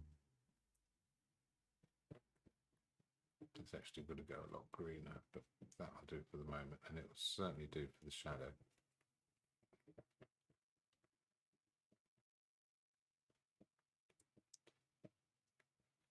Create this nice bit of sort of separation between one part of the image and the other. And it's also written that she likes your colour scheme. Oh, well, thank you very much. Yeah, it's one of the most fun things about building a painting is sort of finding out how the colours work together, and that overall impression, until they're all on, you really don't know whether it's worked or not, but you know, you can hope. Okay, so there's a few other little bits. I think I might do a bit of invention here. I'll just remove that scratch plate and just put in the other F-hole and leave that like that. That's fine.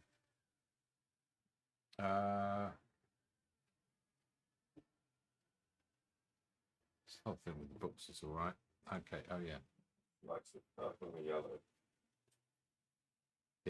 Yeah, they work well together. So I'm seeing a few other things that here. So while we've got this, I don't know how much I need to change those. Actually, you know what? It's not that at all. It's actually a little bit more bulbous at the top. If I get that line out, should make sense of it. Okay, I'm still on two number 8s here for the whole painting so far. So at a certain point, it might not be a bad idea to change over.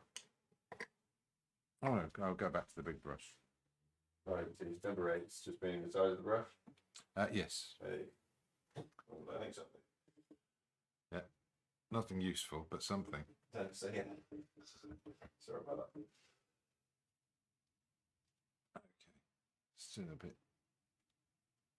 I'm going to put, so I put a bit. Maybe that could work for here. Still too green. It's really going to open it. Let's see what this does. Oh god, that's far too intense. Nice panic. No, never panic.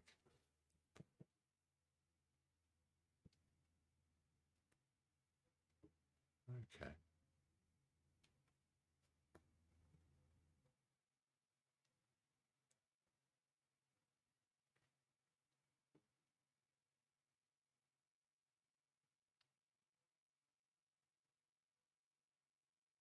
No, that's not it either. I'm going to have to come back in with the darks now. Which again, I think.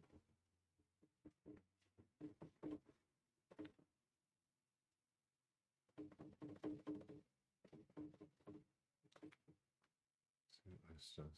Oh yeah. That's okay.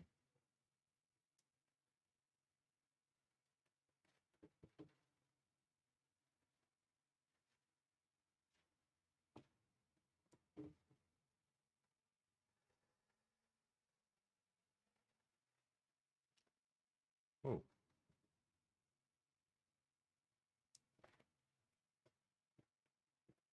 Okay, I've definitely overfiddled with that.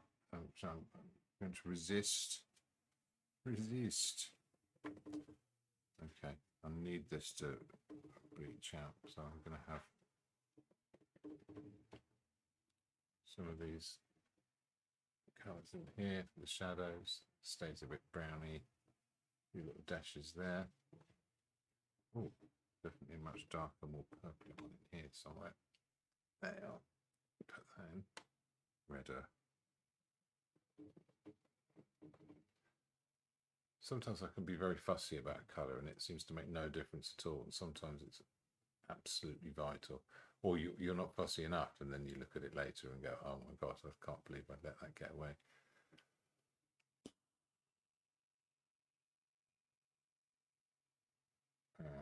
Okay, still thinking about this. Right, last few minutes, so I need to do a few things. I was talking earlier about leaving paint on the palette. I've got this blue here. It's just been sat there from a previous painting, a previous mix. It's exactly the colour I need for this. So I want that blue to sit up. And it's going to do a big part composition for me.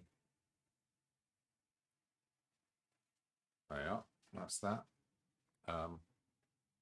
We'll use it here. I'll use it here for a highlight. I'll use a tiny little dash across the top of that.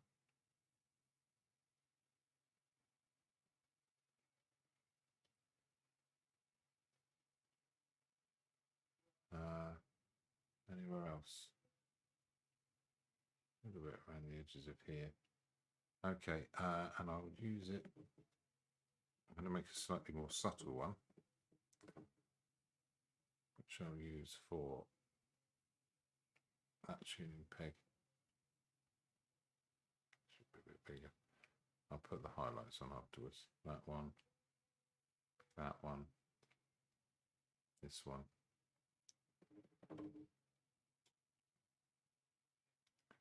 This one, to the edge of that one. Now this is the interesting thing.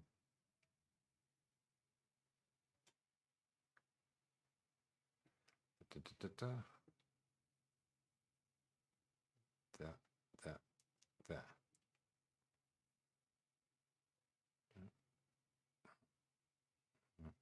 I'll put the tops on those as well. By doing that, points upwards like this. That's in the wrong place. There's lumps. What am I thinking?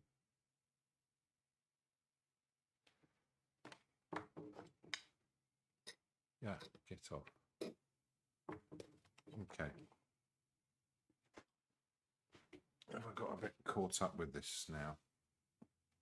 I need a bit more rumba as well. I hate stopping and putting out more paint when I'm in the middle of painting, but this is necessary.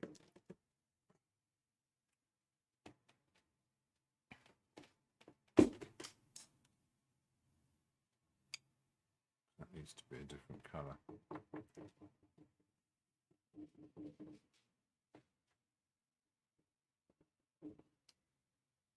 Okay, let's try and keep these simple.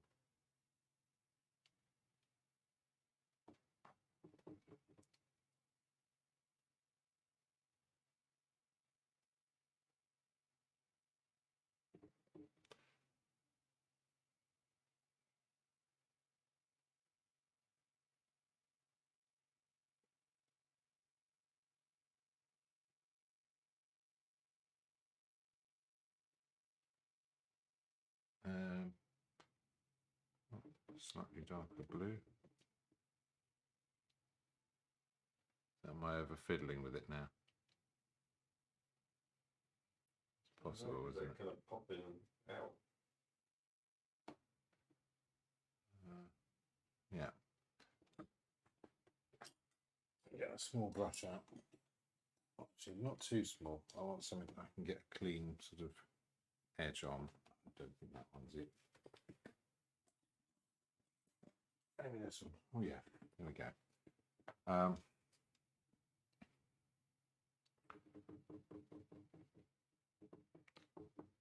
Right, let's do some highlights.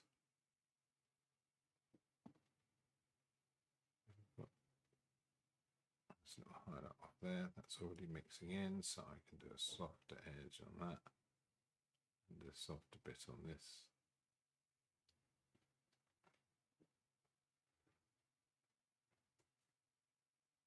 Reload the brush and do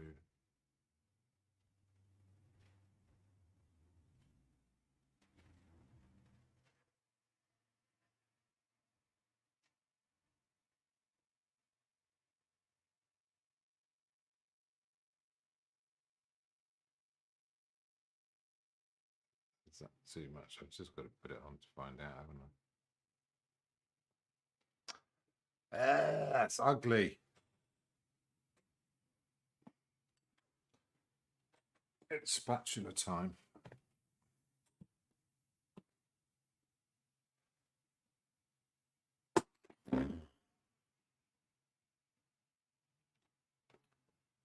Ah, right. Okay, that's all too much.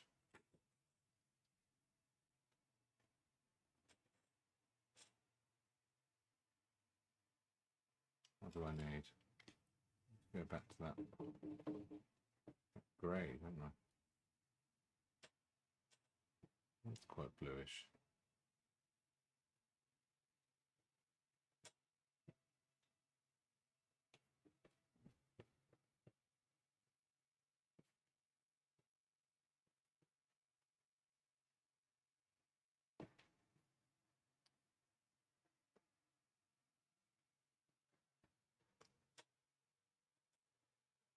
Okay, this has to be slow and methodical. It's not going to work. I can't just sash it out. What I can do though is I can use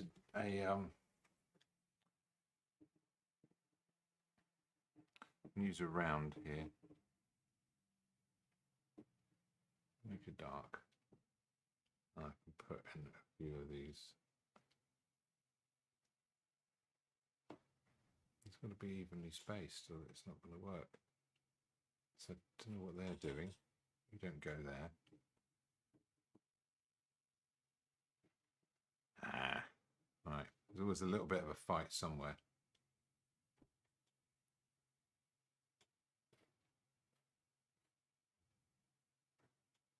That should be here. It doesn't even belong there. You know what? I'm not going to worry about it too much.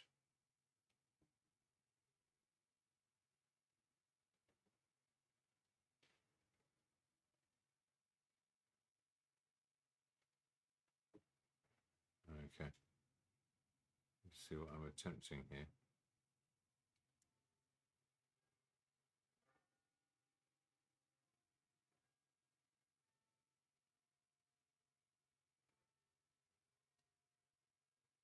Hopefully those little shadows, I'm going slightly over time, but I'm not worrying about it.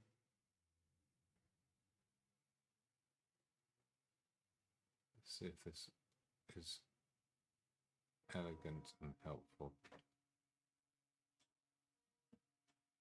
What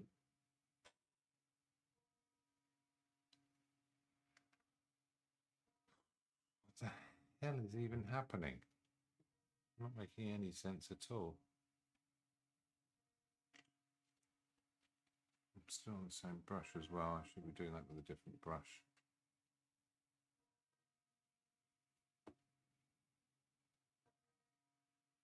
Right.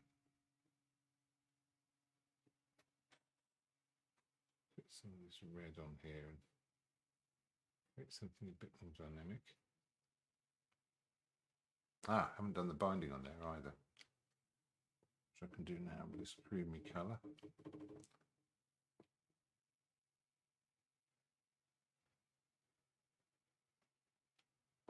That helps. Right, let's go back to this grey.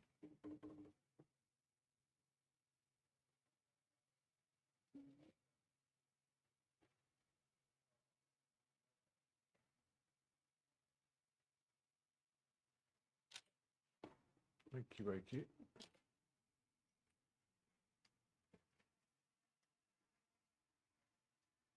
Okay. Same thing on the top. Like I said, slow, methodical. That's there. That looks amazing. That's there. There. There. There. Okay. And then if I can get that little bit of highlight on it. Right. Don't fiddle on the guitar with a smiley emoji. I like that one. Okay. What's the name? I can't pronounce. Sinus says hello. Oh well, hello. Must have someone new Forgive pop me in if I there. pronounce your name. Well,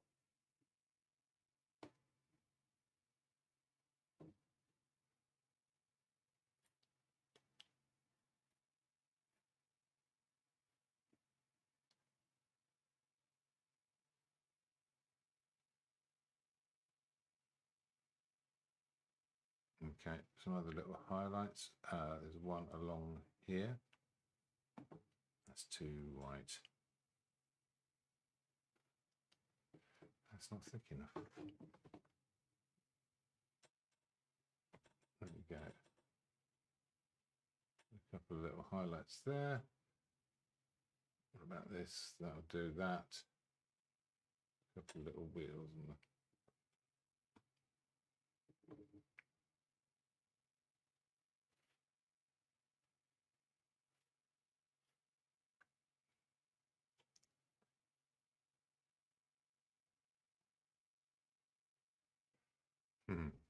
Okay, what else needs a little touch up?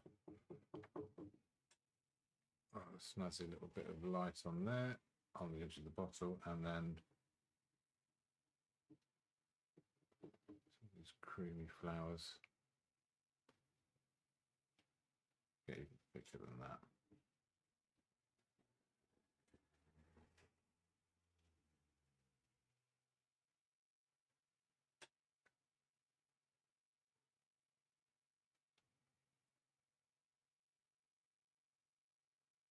There we are. Do I even need to do the stalks? I don't think I do. A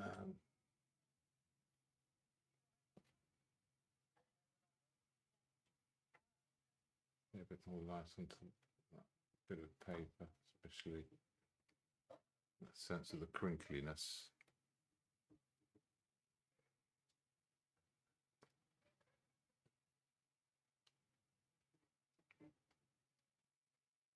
There's definitely a few little flashy highlights.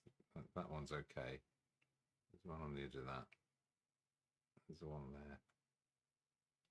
Just a little tink.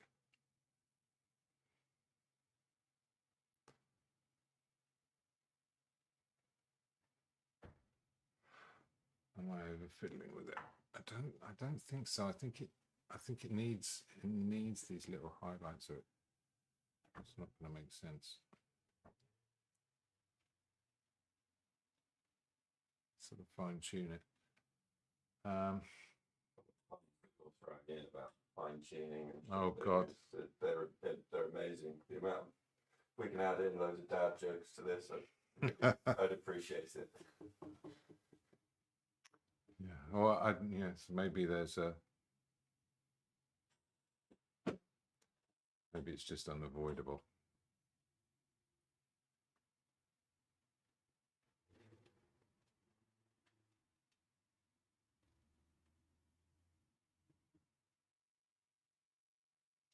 Okay, I think so. I think I might have done it. I'm not entirely sure. There is this edge along here. It does need to sort of jump out a bit. That should be fine. So the last bit is so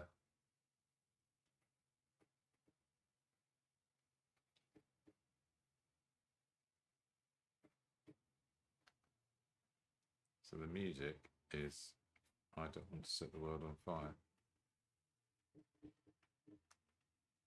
Which I hope we're all looking forward to the rendition which is coming. So. Right.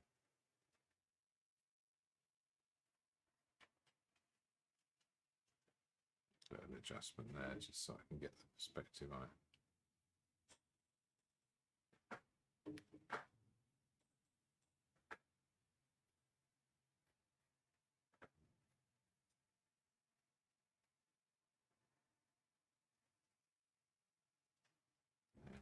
Stay with some dots on it and all the rest of it.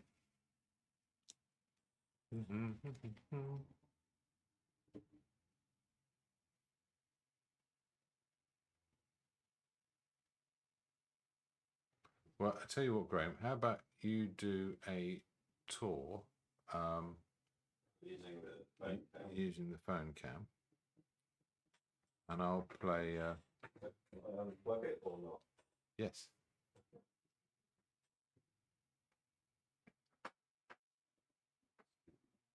That's where I need the blue on these. It does help.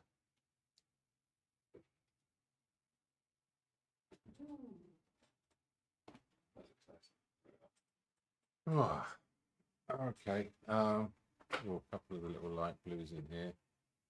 It's just where they're needed. Apologies for the shaky camera. I'll do it. And let's sign it in blue, shall we? Just so that you get an indication of what James is looking at. You could do a little tour around the palette and all the rest of it.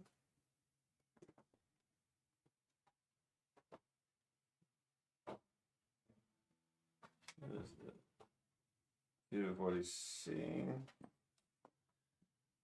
Painting.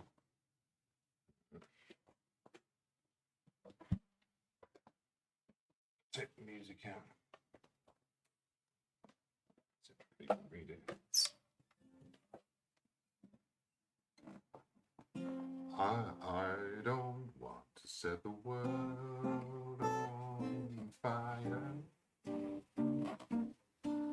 I just want to start a flame in your heart.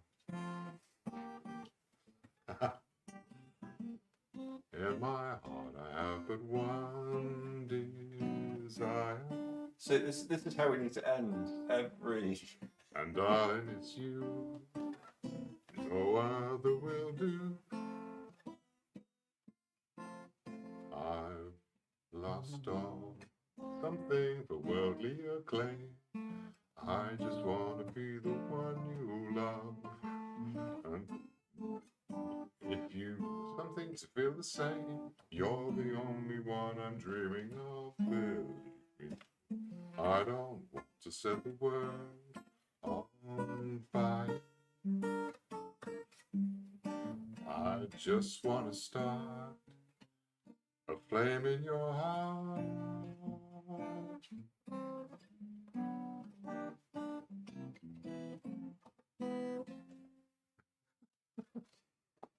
There you go.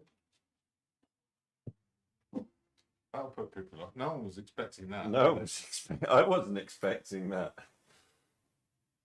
Well, I hope you've enjoyed that, and it was fun in some way. Yeah, it's good. The phone camera's good. It's a good way of getting up close. Isn't That's I really like the tuning.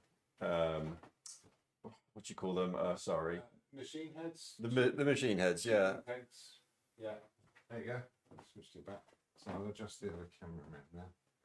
Thank you, Graham, very much for your assistance. Not a problem. It's been Fun. a nice, relaxing start. We're figuring some things out, and hopefully we'll bring a. Okay, just needs to do the screen. There. Cool. We'll be bringing some more interesting and engaging live streams to you in the future. You know what? That's got something, isn't it? It's really cool. It's such a battle to get there sometimes. So I'll probably have a little bit of a fiddle when the cameras go off once I've really seen the tiny little things that make a difference, but not in such a way that I think anybody would notice. But yeah, that was good fun. It's quite interesting how on the screen it looks a lot like the head of the mandolin there looks a lot bluer on the screen, but as to what you've actually painted. Yeah. I think we're getting a pretty good colour reproduction with the camera now. So, it's all good. Brilliant. Is it the bottom right? Yeah, Down here. great. Thanks very much for coming. See you next Thank time. you very much. Bye bye. Yeah, very, very nice. Thanks for the classy entertainment. Tune in next week. Yes. Who knows what it'll be? Yeah. Maybe a bit of Metallica or something.